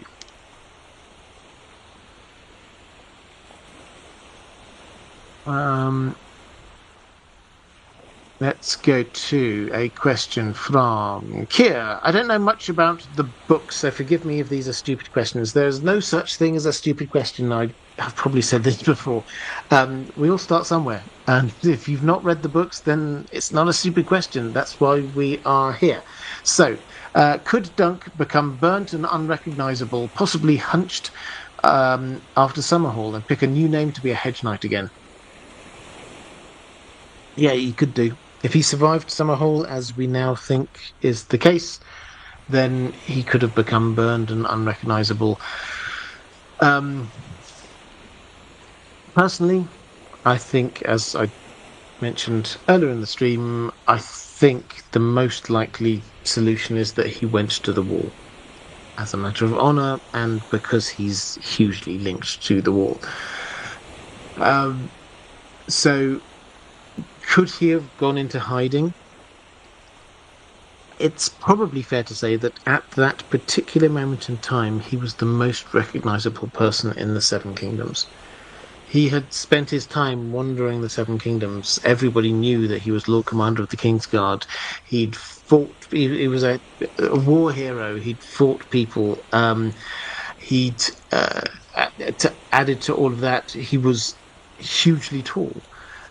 He is the kind of person that it's not easy to miss. So the idea that he might have got burned and got a little bit hunched over, even so, the idea that he just found a little cottage and lived out his life and nobody knew he was there, it doesn't quite work for me. And then the second question, could the madness be the point? Is it possible that as the others come, the dragon dreaming gets stronger and they'll need a mad Targaryen to see what's going to happen to win? So this is when Dunk says offhandedly, "Are you mad?" And Egg's like, "Does it matter?" That is foreshadowing, because I suspect people will say that he is mad when he gets older. Now, George R. R. Martin doesn't have a reductionist view of madness. It's not. He doesn't think, "Oh yeah, that person's mad, that person's sane." He, particularly with the Targaryens, he will associate madness with dragon dreams. And dragon dreams, as Maester Aemon said, all of his brothers had dragon dreams, and those dreams killed them. So Targaryens get dragon dreams, and the dragon dreams that they get seem to shift through time. Did do a video on this a little while ago if you're interested. So initially we get Daenerys the Dreamer dreaming about, okay, you now need to get out of Valyria. Fine, that's step one. What do we do now? Well, it's not clear. But then we get Aegon the Conqueror. He gets a dream. As far as we can tell, he gets a dream. You have to conquer the Seven Kingdoms. And probably also dreams about the others and things like that. Scary things coming out of the north. Then we get, as far as we can tell, a little bit of a pause in Dragon Dreamers. At least we're not told of Dragon Dreamers. Until the dragons have gone. When the dragons have gone, suddenly the Targaryen dragon dreamers are filled with dreams of, let's hatch some dragon eggs. And once the dragon eggs have been hatched by Dany, who also gets the let's hatch the dragon eggs dreams, then she starts getting dreams of being this kind of Azor Ahai figure and flying on a dragon over some ice creatures that she burns and melts. So if you take that as this kind of arc of Targaryen dragon dreams, you see actually it feels like their line is being slowly pushed to get out of Valyria, take over the Seven Kingdoms, rule them strongly. Oh, you lost your dragons. Get the dragons back. Now you've got the dragons, go and kill the others. That seems to be the kind of the arc of the dragon dreams we've got going on. And to return to your question, in terms of madness, I think a lot of the time what the people think of as madness, yes, often is actually Targaryens getting dragon dreams. Lord Medici, come with me to Storm's End, and I will love you like a brother. If not, I will hate you like a brother. It felt like Lionel's phrase right there might have been the most Baratheon thing ever to have been said, alternating between brotherly love and hate. This is a family that feels very intensely in either direction. Yeah, I agree. I thought that was a great line. And I think Baratheons do need a steady figure next to them. That seems to be one of the things that works for them. Robert Baratheon needed Ned Stark next to him. Robert Baratheon needed Ned Stark next to him. Stannis Baratheon needed always forget characters' names. How can I forget characters' names? You know who I'm talking about. Somebody in the chat will suddenly go, yeah, of course. But they needed this. Lionel Baratheon needed Dunk next to him. Davos, before anyone gets there. Thank you, Mark Shear. So yeah, he needed Davos next to him. So that does seem to be a part of the character of the Baratheons, that they need this slightly steadier character next to them, more down to earth, with a sense of right and wrong, and they kind of instinctively understand it, but they don't always get it. So Lord Medici, following up on this, is saying, I absolutely love Lionel Baratheon with his yellow cloak and antler walking stick. Yeah, that was really cool. We know he'll end up being the Lord Paramount, but what do we know about his status at this stage? Is he the heir? Is he the younger brother of a lord who dies without issue? We know he'll have a daughter, but any idea of who is her mother? Why is he so anti-Targaryen? Okay, so what's going on with him? So he is... we don't know canonically, but the graphic novel, which George R. Martin sort of cleared before it went out, does put him as the heir at the time. So when we see him in The Hedge Knight, he is the heir to Storm's End. which perhaps explains how he can be out and about and having fun, because his father is ruling part of the Seven Kingdoms. Why is he so anti-Targaryen? That is more of a mystery. Perhaps we will find out. Perhaps this is just an example of the Lords of the Realm who are slowly turning against the Targaryens and slowly understanding that they can turn against the Targaryens. What will be interesting, just as a kind of a nuance on this, is that people here are very open about being against the Targaryens. What you will find, particularly when we get to book 3, is that we've got a new Hand of the King who sees things, knows things that we think that no normal person should be able to know. There's clearly some weird magic going on here. And those who are against the Targaryen rule are taken away and disappeared. This is harsh. This is Bloodraven, of course, we're talking about here, the new Hand of the King. So I do wonder whether this open insubordination against the Targaryens is going to get dampened down by the fact that we're going to have this secret police going on around them. And then when Bloodraven has gone and we get the egg in power, it's going to ramp back up again. And then Lord Medici also saying, I liked the discussion between Dunk and Egg about the number of kingdoms. I didn't see the need for a Knight of the Nine Kingdoms captions, and the final scene with Maekar implying Egg had run away again.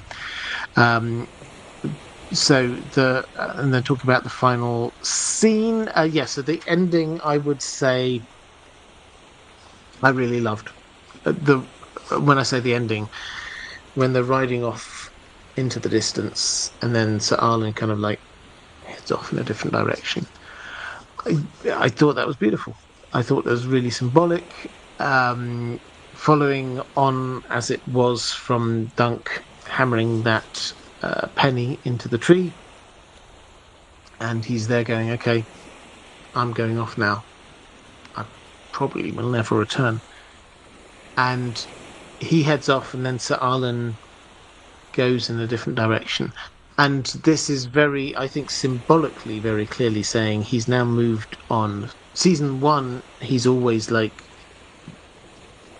showing his worth and his value by Sir Arlen. And he's there saying, you don't remember Sir Arlen, but he fought for you, he stayed in your halls, etc., etc. He's always trying to justify himself by Sir Arlen. And now, symbolically, Sir Arlen's gone off, so we should expect in seasons 2 and 3 him coming to the fore more as himself and justifying his existence by himself, not just by Sir Arlen. I thought that was a really beautiful moment. I do have a little nerdy uncertainty there, which is that if you look at books 2 and 3, novellas 2 and 3, you will find, I don't know how many, if I had to guess, 20 to 30 times Dunk thinks about Sir Arlen. Oh, Sir Arlen always said this. Sir Arlen would never like that. Sir Arlen would do this. And he's clearly not moved on. The TV show seems to go, he's now moved on.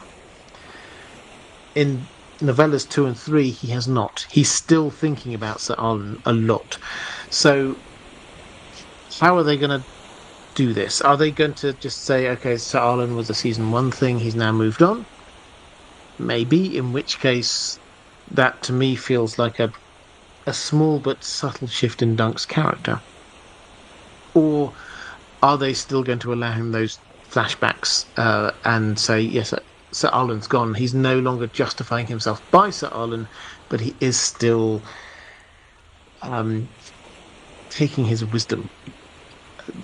If I had the choice, I'd go with that latter option.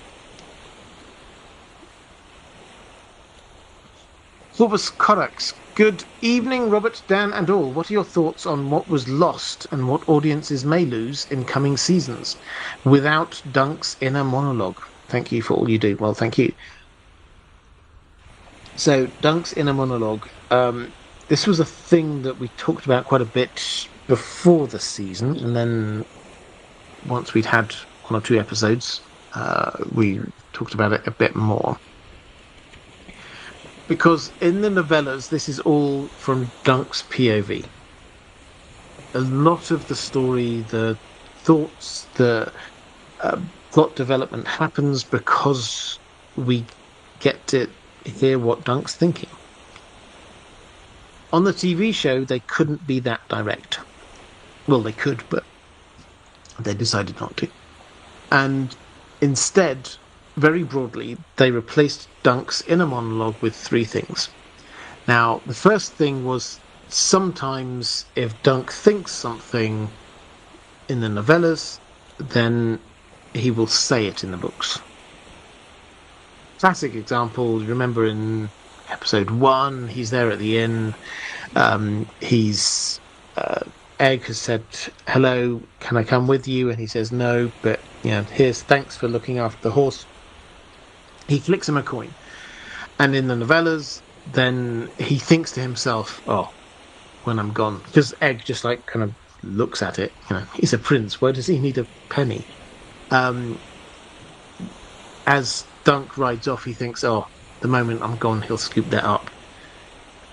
On the TV show, he actually says it. "The moment I'm gone, you'll scoop that up." So that's the first thing that they do. The second thing we've talked about a bit before is the flashbacks. They try to show us a little bit about Sir Arlen and the things that he did, and hope that kind of explains a lot of Dunk's actions. And then the third thing is talking to the horses. He does talk to the horses quite a bit. So those were the ways that they worked through this. I think broadly speaking, I'm happy with it. I think it works well. I think we do have to accept the fact that this isn't, when you adapt a novella, this isn't just word for word. You have to go to a new medium, and you have to work with that new medium to try and transpose what you've got over there. So if what you've got over there is a lot of interior monologue, how do you show that actually on film? So I think they did really well with it.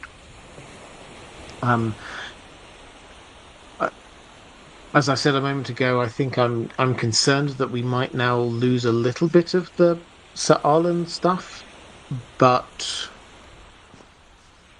we didn't really get it. We got him talking a lot about Sir Arlen, but we didn't really get him saying, "Sir Arlen always said da da da da da." There was a whole lot less of that. Let's go to a question from Lorelei Dragon saying, "Good evening, Robert, and to you. We're enjoying the first signs of spring here. The cherry trees are blooming and the birds are building nests. I hope it's the same for you." Not cherry trees, but crocuses are coming through, and I saw some daffodils on a dog walk just yesterday. So that, yes, it doesn't feel spring-like, but there is a dream of spring in the air, which is lovely. Lionel Baratheon nearly stole the show in this season. The character is larger than life and the actor so charismatic. What are your thoughts on how that character was changed or not from his depiction in the books? Will we see him again in future seasons? Okay, so he is similar to in the books, but they chose to expand upon his character quite a bit, gave him a lot of extra scenes. They missed a couple of things out. Like in the tourneys and the lists, if he defeated an opponent, he would take their helmet and throw it into the crowd, which felt like quite a character moment. But they added in the dancing, the tug of war stuff, the flirting with Dunk bit. I mean, all of that was added there. I really liked it, personally. I thought it worked really well. I agree, a lot of that was down to the actor. Daniel Ings, I think, did a fantastic job with that. Are we going to see him again? Well, yes, definitely way down the line.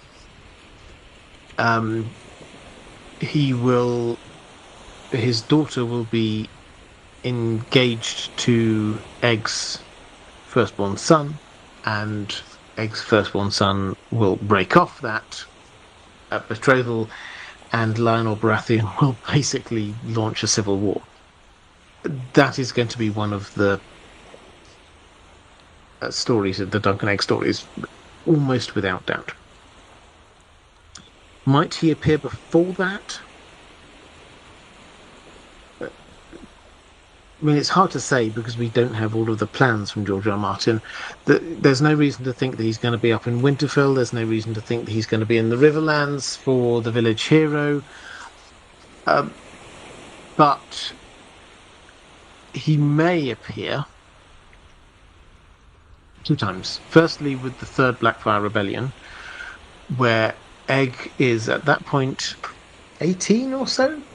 And I think we'll see a lot of characters coming back. So the Blackfires will invade, and all of the Targaryen loyalists will oppose them. And we know that Egg is there, we know that Maekar is there, we know that Aerion is there, so we're going to get a reunion of those characters. Lionel Baratheon doesn't seem like the kind of person who would just let a good battle go to waste, so I'm sure he will join the fray as well. Perhaps we'll get a few more characters. This will be a coming together of a lot of those characters. We may also, in season 3, in the Mystery Night, towards the end, Bloodraven basically has summoned an army, and we're not told who's in that army, but it would not surprise me if a couple of these, Maekar I think is an obvious candidate. Lionel Baratheon may well be an obvious candidate as well. So they may make cameo appearances.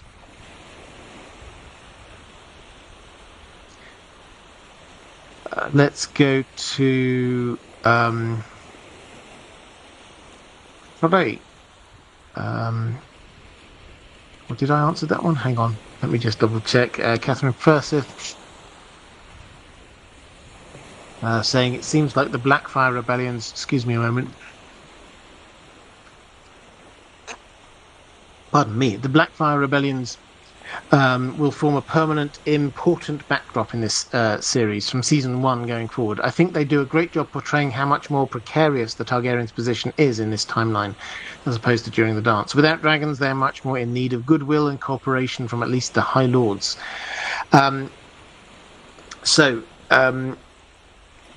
How do you think they'll keep the focus on the Blackfire things in future seasons? Well, let's first of all talk about what they did in this season, because there's nothing in the novella about the Blackfires in this story, because he hadn't invented them yet. So what they did was they dropped in a few things here and there. Egg sings a song about the Blackfires. He also has that moment when he's like, with a practice sword, and he's like, take them! Blackfire, and you get the mentions of the Redgrass Field, and you also get, what else do you get? Aerion is probably not, again, this is the kind of thing which is under the radar, but book people may have noticed it. He gives himself the name Bright Flame or Bright Fire, which is almost certainly to try and set him up as an opposite of Daemon Blackfire. Added to which, Aemon and Aegon, that Maester Aemon that we know, and Aegon, Egg, that we know, they were named by the king, which seems to imply that they are reclaiming the names of Daemon Blackfire's 2 oldest children, who were called Aemon and Aegon. So they have mentioned these things. They've shown in particular Egg's anger and antipathy towards the Blackfires. We also see and I think this is quite an important moment, we also see the impact on the small folk, because that flashback scene that some people really liked, some people didn't like, in episode 5, was set in the wake of the Blackfire Rebellion, the first Blackfire Rebellion. There was a massive battle, the Battle of the Red Grass Fields, just outside King's Landing. And then when we go into King's Landing, we see people lying hurt and dying. This is a huge amount of pain and suffering brought about by what was effectively another Targaryen civil war. Right. Do you think the near-death scene at the Trial of the Seven for Dunk will impact on how they portray his near-drowning death to the Long Inch in Book 2? Yeah, I did wonder that. So, in Book 2, Dunk has this moment where he thinks he's near death. He probably is near death in a climactic fight. They did that in Season 1. They showed Dunk in a climactic fight and then near death and then somehow pulling himself back and getting on with it and winning. If they focus in on that in Season 2, it probably will therefore feel a little bit like, didn't you do that last time?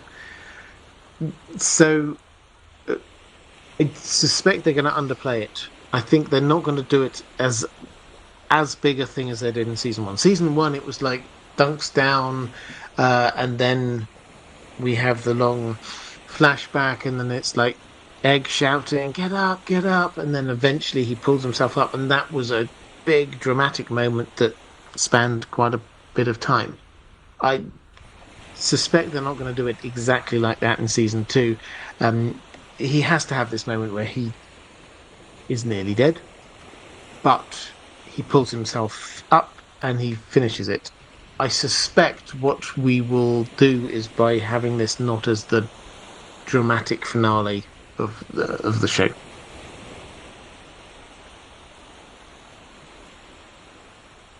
Let's go to Alhad saying, "Hello, Robert.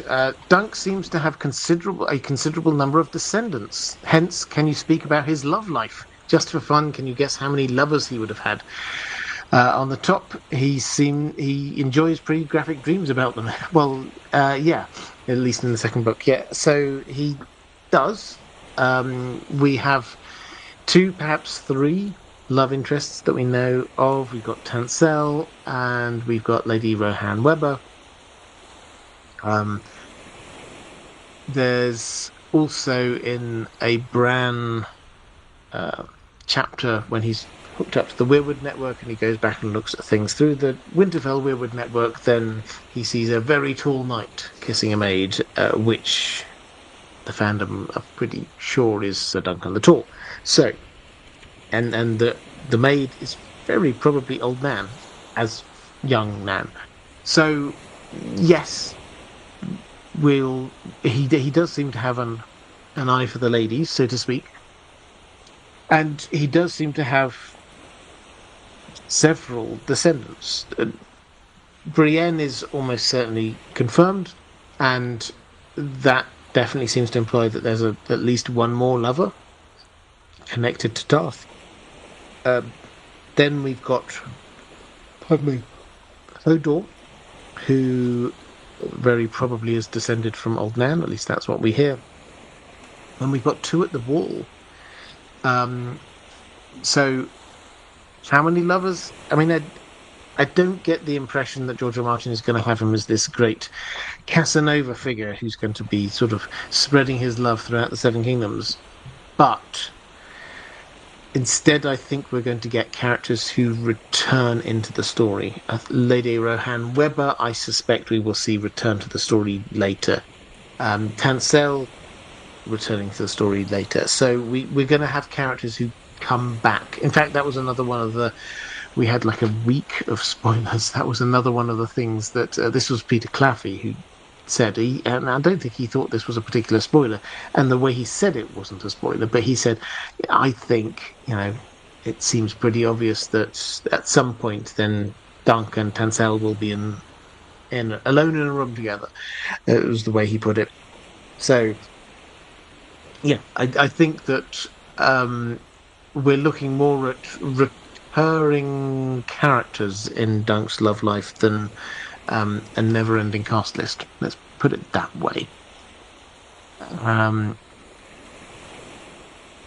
Let's go to Yeldenil saying, hey Robert, good evening to you and everyone involved in the channel. I really like the character of Stefan Fossaway. Can you tell us a bit more about the Fossaways and their history or possible significance in the larger story? So, yeah, I talked a little bit about this earlier, but House Fossaway can trace their ancestry all the way back to Garth Greenhand, who is this great legendary figure, particularly celebrated in the Reach, first king of the first men, that kind of thing.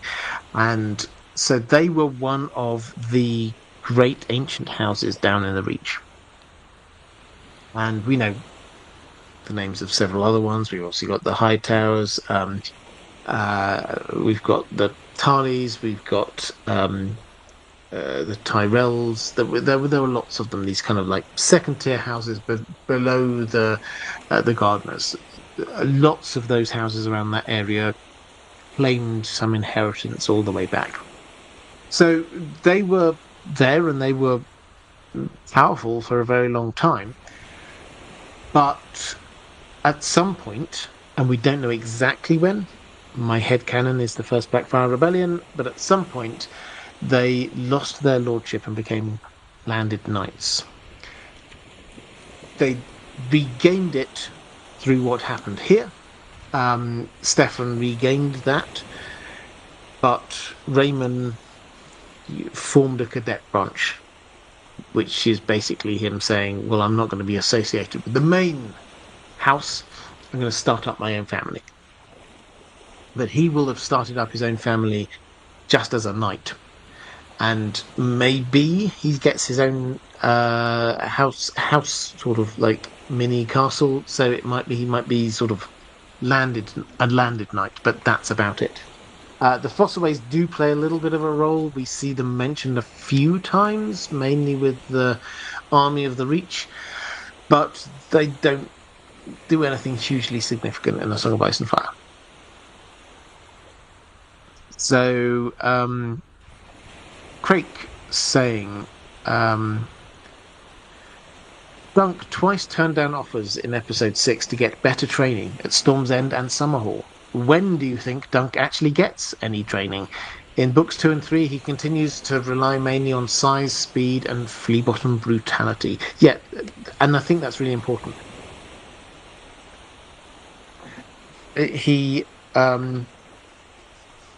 His fighting style, which is very reminiscent of Brienne, and this is another one of the hints George R. Martin gives us, but his fighting style is very reliant on brute strength and size. He's not a very good jouster, it has to be said. He thinks maybe he could be, but from what we've seen, probably not. When he does fight, the two big fights we've seen, plus, a little fight here or there, he is just about punching people, pushing them down, getting on top of them and just pummeling them. That's what he's about. And because he is so tall and he's so muscly, then that is very effective. So, will he ever get training? Almost certainly at some point. He will become a member of the Kingsguard, and the training options will then be available to him. But also a little bit before that, George R. Martin has told us the titles that he's planning for the different Dunk and Egg stories. One of them is called The Sellsword, which opens up this idea. We don't get many sellswords in Westeros. They're mostly, sellsword is more of a concept over in Essos. So might he go over there? If he does join a sellsword company, then I'm sure that they would train him up, because that's what they do. It's in their best interest to train up new recruits to be good at fighting. So I think he will, but probably not yet.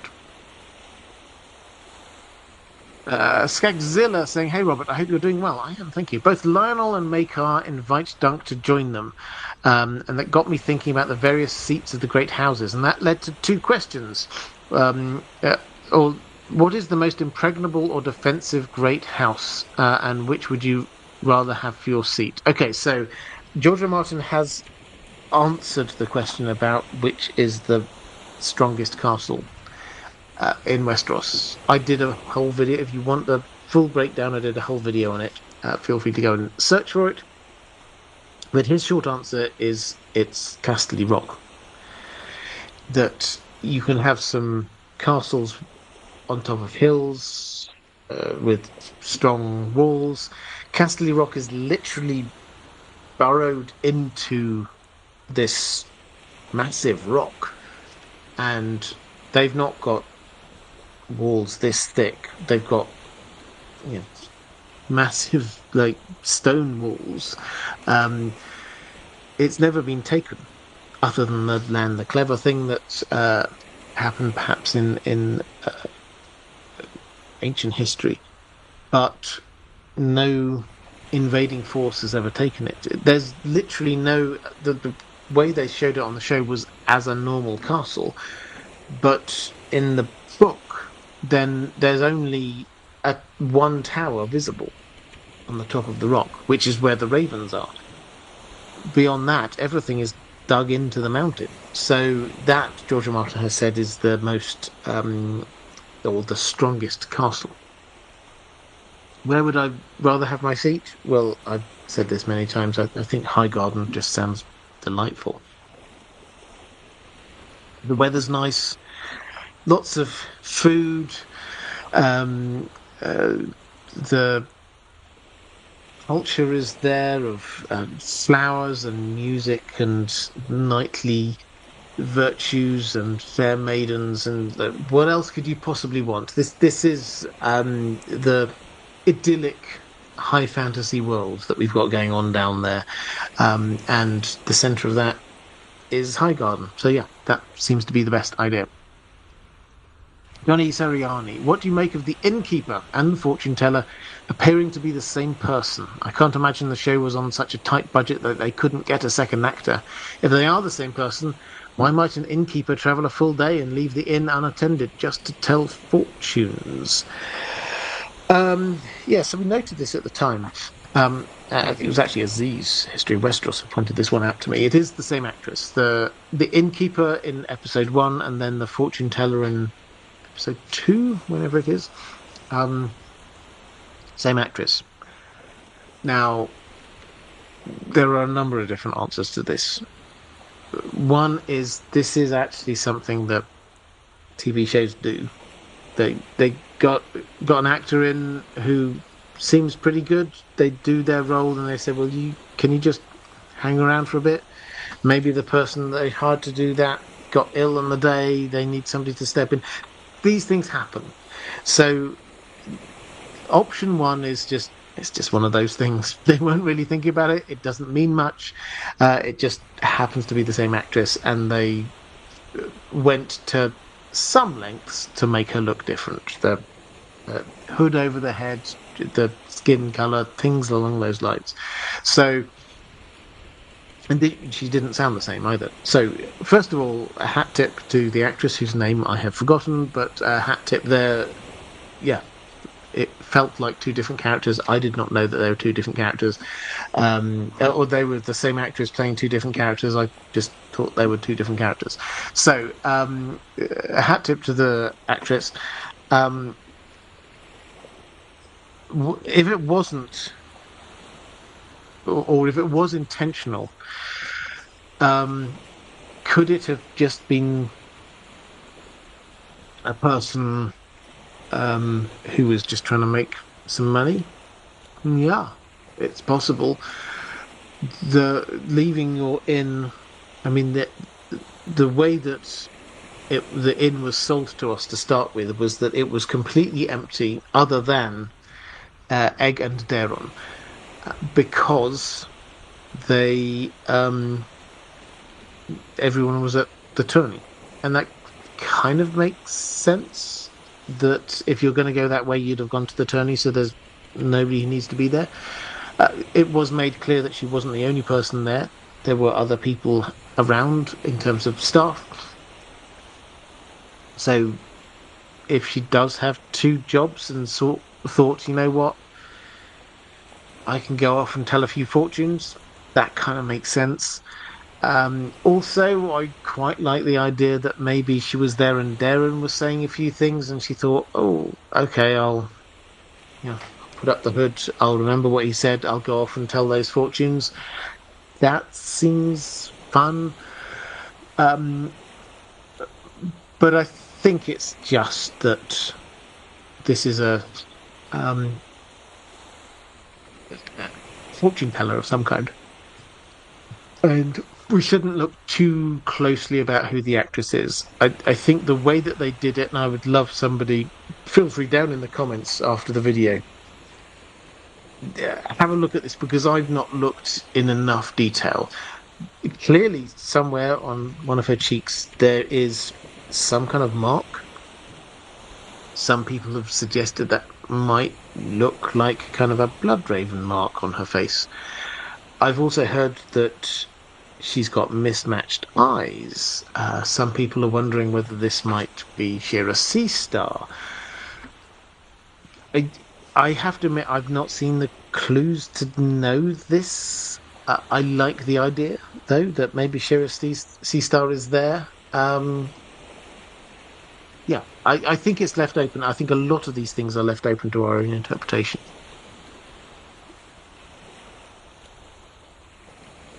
Let's go with James Horner saying, "Hello, Robert. I hope you're doing well." I am, thank you. Have you seen Hills Alive's video about Baelor fighting for Dunk? She argues that although he was obviously motivated to help Dunk, he was also fighting for his house. She points out that House Targaryen is not as powerful as it once was. They're not covering themselves in glory by so obviously stacking the deck against Dunk, a knight who remembered his vows. She points out towards the attitudes of Raymond and Lionel, saying that they clearly are not as popular as the history books would have us believe. I think, although it makes sense, it seems a bit cynical as well. What are your thoughts? Well, I have to admit, I don't know Hills Alive's. I'll try and check that out. So I've not seen the video. Why did Baelor do it? I think the overwhelming thing, I will go with this. This isn't a Song of Ice and Fire. This has a heart, and it has an optimistic view of some parts of human nature. And Baelor, George R. Martin's been very clear, Baelor was would have been a very good king, to the extent that he could have changed the entire timeline of House Targaryen going forwards. So I am okay with this idea that he did do it just for the noblest of reasons. I do buy into this idea also that, yeah, he would understand that if you have the Targaryens against the others, there's no win there for the Targaryens. If you look at it and you go, okay, so what happens? We get the members of the Kingsguard, Baelor, Aerion against a few rando people, one of whom has got a broken leg, one of whom hasn't got any armor and just got knighted literally that moment, one of whom is a hedge knight who's never done a joust in his entire life. When the Targaryens win, that they don't look great. It's just like, well, of course, there's nothing for them to win. If they lose, then that would look really bad for them. Him coming out onto the other side actually does kind of even up the odds a little bit more, but also evens up the PR following it. So yeah, if you were to imagine yourself as this guy's kind of strategy and comms director backstage, you would say, yeah, maybe that's a good plan. Don't just go with the one side of beating up on the guys who people are kind of sympathetic towards at this point. If you go on the other side, you're not going to die, obviously, because the Kingsguard aren't going to attack you, but it makes it look like you're standing up for peace and justice. Hello, James. Sorry for the length of this one. Wanted to give context. I think the fan base often debates the existence of different deities. The seven who are one often come out as the one most often said not to exist or have no power. Specifically with the trials by combat or the trials of 7, people just naturally assume the religious aspect is always nonsense, and it's simply the better fighter who will win. Do you think, in some cases, specifically those in the main plot, they may actually be affected by the 7 and be their influence on the story? The trial of the 7 or trial of 7, making sure Dunk raises Egg and potentially keeps him away from the sickness that wiped out much of his family, putting the correct lineage on the throne, would be a prime example. So I've already talked a little bit about this one, so I'm not going to go into. I hope you saw what I said earlier. I'm going to go into huge amounts of details. I do like this theory that Dunk saw all of the aspects of the 7 there: the crone, the mother, the father, the maiden, etc. So all of that kind of fits in. But is this the 7 wanting this to happen? I mean, if you, from the faith of the 7's perspective, why would they want Baelor dead?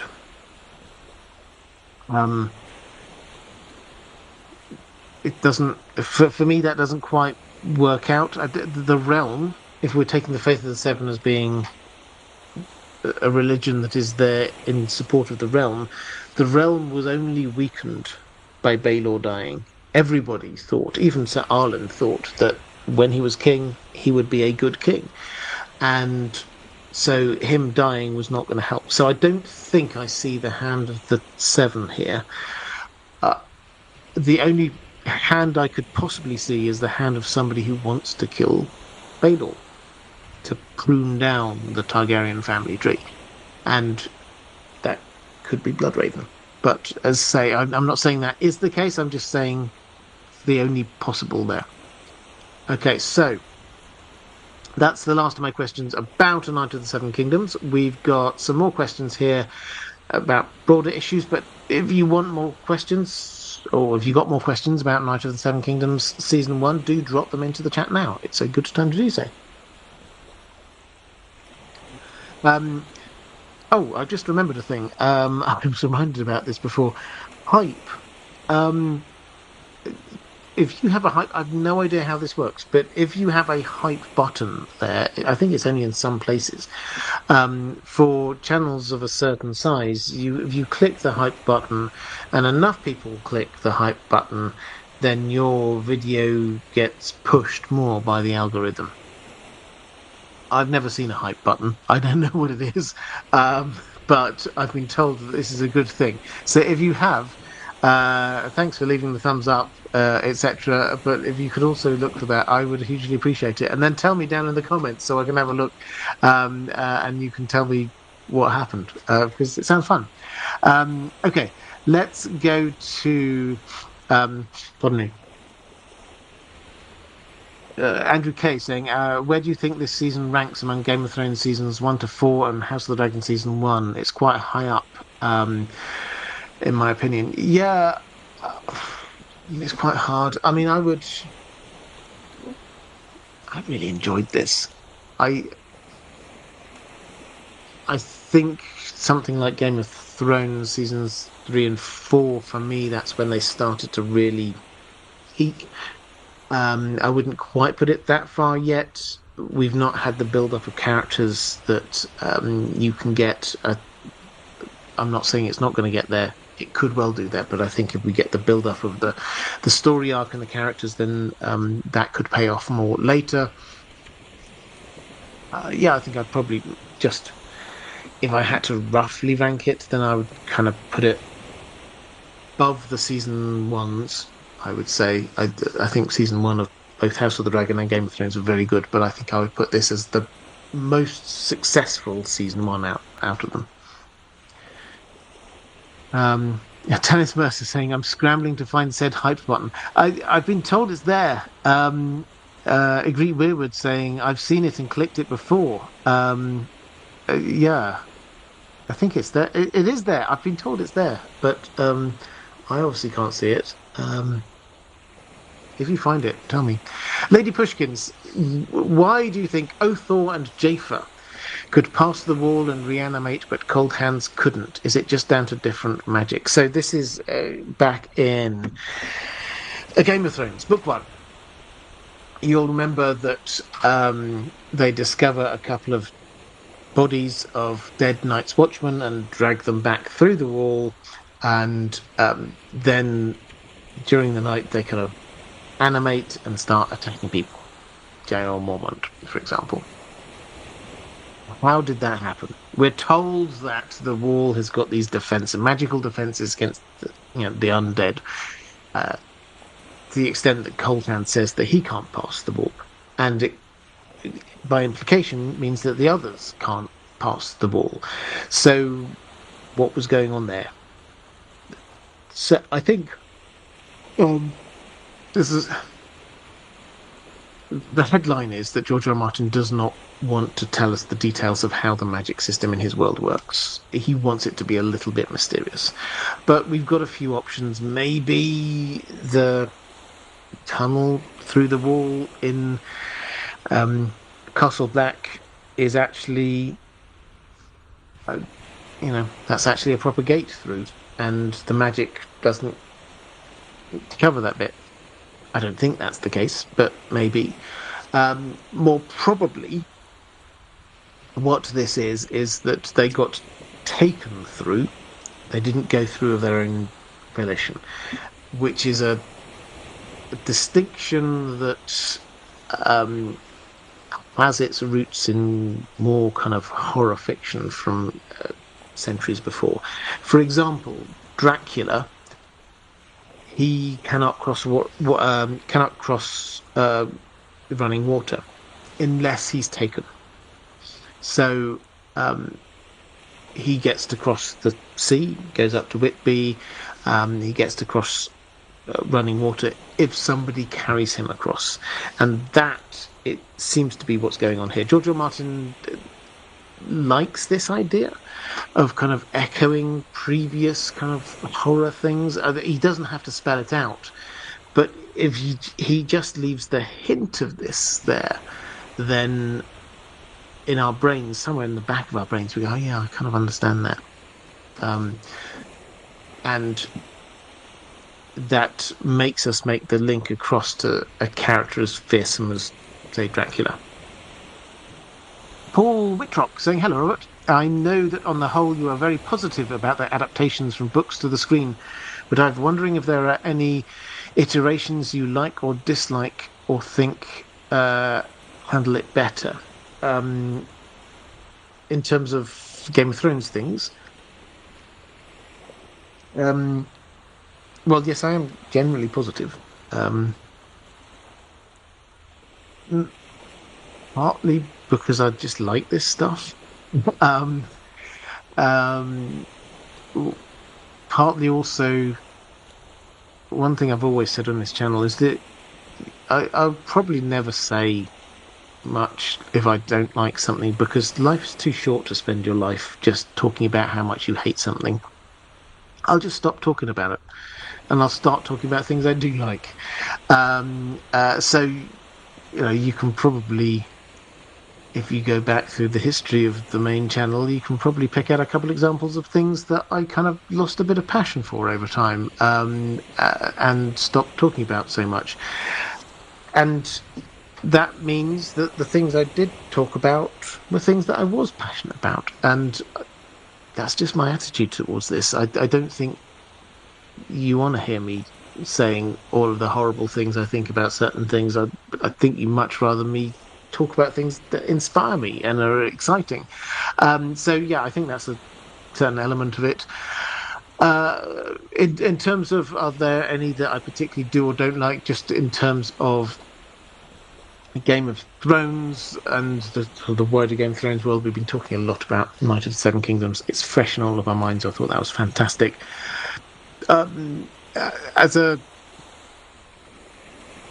sort of as close as it comes to a negative, or what I would talk about, House of the Dragon Season 2, let's go with I think what is a useful corrective to a narrative that often happens, which when talking about that, I don't think it fell off a cliff in any way, shape, or kind of idea of what might happen in way, shape, or form. It's and George R. R. Martin himself liked the first half of the season. We often forget it. Go back, have a look at his not a blog if you want. You have a look, see what he said when he got his screeners, when he got to have a look at episodes 1, 2, and 4. He specifically says how much he likes them. He thinks they're fantastic. The problems were in the second half of the season, and the problems were two connected issues. The first issue was that HBO decided quite late in the day that they wanted to save some money and have 8 episodes, not 10. And when I say quite late in the day, I hear various reports, but 2 to 3 months before they were going to start filming.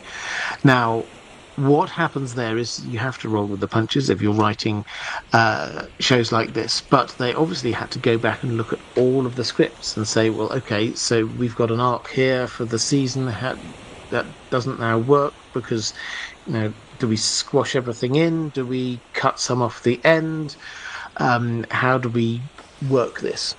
And they were working really hard at trying to figure out how to do this, and I think they seem to have decided the first half of the season, okay, they're going to keep that roughly as it is.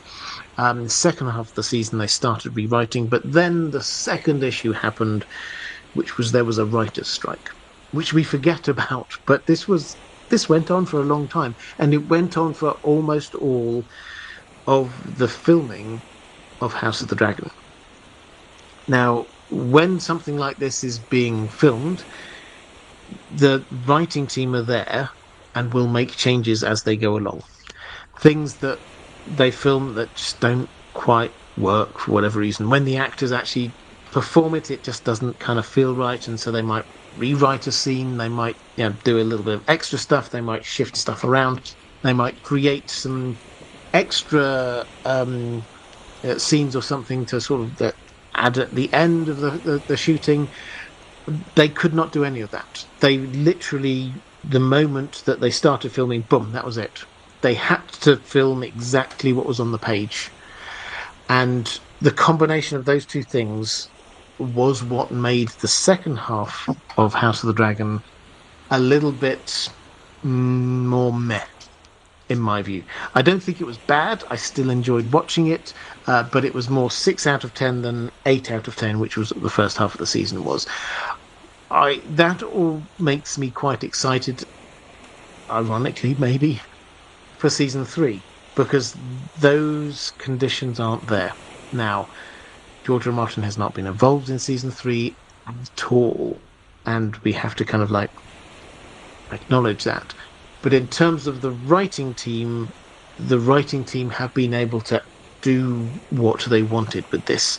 So I will always prefer to have a TV show where the creatives have been given free rein than one where the powers that be have been holding them back. Paul Whitrock saying, well said, thank you. Oh, thank you. Slick Will saying, is it possible we could see Egg convincing Dunk to stop by Starfall on the way to Dorne for training and soap at his grandparents? Elena Tyrell vibes. Yeah, quite possibly. So, we don't know the exact timeline, but if you get your mental map up of the south of Westeros, we know he went to Oldtown, and we know he was at Dorne, and in order to get from one to the other, you could go from Oldtown all the way up into the Prince's Pass and then all the way back down again, or you could work your way across the coast past Starfall and through mountain passes into Dorne that way. Now, is that likely that they did that? I mean, it's entirely possible. Why would he do that? Because he's got family. The Danes are apparently his mother's a Dane, or grandmother. So he's no, it is mother. Hang on, I'm getting myself confused with the Targaryen family tree is a very easy family tree to get confused by. So do not, if you ever like go, oh, hang on, which generation are there? Do not worry about it too much. But yes, he's got family there, so it's entirely possible. I don't think, given the fact that George R. R. Martin hasn't really mentioned it, I don't think that that's going to be a significant part of the story. But who knows? For my peoples, this was an excellent season of TV, and Dexter Sol Ansel shall henceforth be regarded as an international treasure. His performance was great. Yeah, I agree. So, um, I will happily state here now, for the record, there were some amazing performances on the show. I think Baylor, I think Makar, I think Lionel Baratheon was great. There were lots of great supporting act things going on, but the whole show would not have worked if Dunk and Egg did not have the chemistry that they did, or if either of the characters did not embody the character that was there on the page. And George R. R. Martin has said they just walked off the page into the TV show, and I think there's no greater credit than that. The feel of the novellas is a joyous one. You love these characters, you care about these characters, and in a very short season, they made people love them and care about them, and I think that's great. So hats off, Dexter, Sol Ansel, Peter Claffey. I think they did a brilliant job. Peter Claffey, I think, in particular, almost every scene he was in, if he had one misstep, the whole thing would have collapsed around him. But he just embodied it so well. So yeah, hats off to them. They're fantastic performances.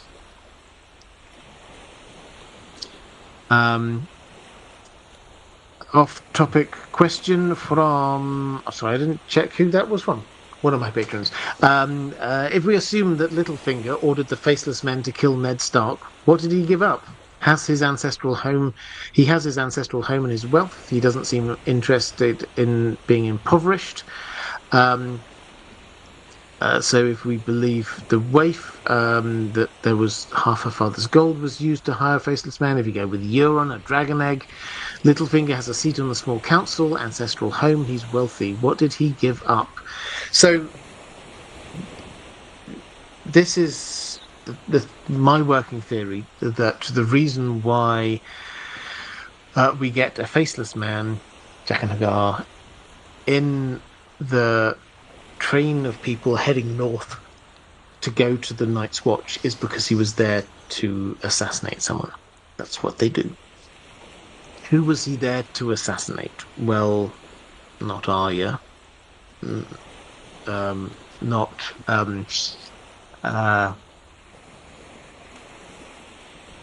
that's now two names I've forgotten entirely. It is getting late. But the most obvious person is Ned, who should have been in that wagon train, because he'd cut a deal. He'd cut a deal that if he admits his guilt, he wasn't guilty, but if he admitted his guilt, then he would be set free and allowed to go and join the Night's Watch. And so everybody expected that to happen. But it didn't happen because Joffrey was Joffrey and ordered him killed. Now, that shocked everyone around them. So my working theory is that we get the Faceless Man there as Littlefinger's backup policy. He wanted Joffrey to order Ned's assassination, but if that did not happen, there was no way that he could allow Ned Stark to go north. Why? Because Ned would tell Cat what happened, and Cat would never forgive Littlefinger, and Littlefinger cared more about that than anything else. Where might he have got the money to hire them? Well, maybe he only hired on a contingency basis, that if he was already, if Ned was still alive, then you kill him. I don't know, but I don't think finding money was Littlefinger's problem. Yes, this was a big mark, but Littlefinger, we get so many different quotes about he could just like make money appear out of nowhere. He would be able to do that. He was the arch accountant. He could make it appear. Gendry, thank you very much. So that's the. It would. I don't personally see this as an issue. Littlefinger getting hold of the money, yeah, maybe. Ray Blackfire saying faceless men have a no kill, no fee policy. I mean, that's basically what I'm trying to say. Yeah. I don't know if that's the case, but it's entirely possible.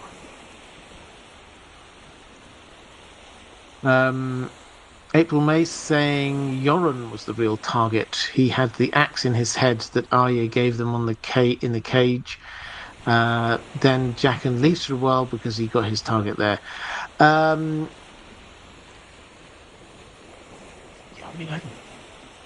Jaqen did die, but I don't personally see that anyone would pay a faceless man to kill him. Why would you need to pay a faceless man to kill him? So yeah, I mean, I like the thinking, but I don't think that's the case. Adam Keats saying, "Hello, Robert and Dan. Thinking far ahead to season 2 of House of the Dragon. How would you like them to depict Adam Velarion's trip to the Isle of Faces? I would like to find out why he went and hopefully what he learned there. I don't mind the isle itself not being shown, staying mysterious." Yeah, so he should. I mean, in the books, then apparently he does. He flies off. He's imprisoned and then released by his friends and his father, and he flies off and gathers an army. And he gathers an army to go off down to Tumbleton. While he's about that, he goes to the Isle of Faces and consults the Green Men, is what we're told. He gathers his army, he goes down to Tumbleton, and he dies, and his dragon dies, and we don't hear anymore. So that's the kind of the headline, but because this is the Isle of Faces, then we're all kind of like, oh, what's going on? And in particular, because he's got no link to the First Men, to the Old Gods, to the Weirwood Network. There's like no link at all that we can see. So why on earth did he go? What did he learn? It's a mystery. How would I like it to be handled in House of the Dragon? I think the more I think on it, given the fact that George R. R. Martin is not involved, I think anything they showed on the Isle of Faces would just be their thoughts, not what George's thoughts are. So I no longer view this as a potential lore drop, if that makes sense. I view this as do the writing team, does the showrunner want to go there because it would be cool? Which I can sympathise with. If I were showrunner of House of the Dragon, I would want to do cool things too. But yeah, I don't think I was once quite excited by this, but now I know that George R. R. Martin is not going to be involved in any way in showing what's on there. I'm quite a bit less sick. Okay, so headline, what do I want to see? I want to see him flying over there and landing, and then coming up again some other point, and it not mentioned. I want it just that happened, but we're not giving any more. So let's have a quick flick through the chat. That's all my questions for my patrons. And let's have a look. Weirwood saying Littlefinger had the whole collateral of the Iron Throne to work with. Yeah, he could gain money that way. Do you think Chris Starch saying, do you think Dunk gets to the wall and joins the Night's Watch? This is after Summerhall. yeah, I think that's probably the most likely option now. I did a video, is he cold hands, which is an extra step of logic after that. But what would he do? If he, as Lord Commander, had let his king and his best friend die, what would he do? Not carry on a member of the King's Guard for the next king. He would probably resign and go to the wall, because that's Dunk. So yeah, it kind of rings true for me.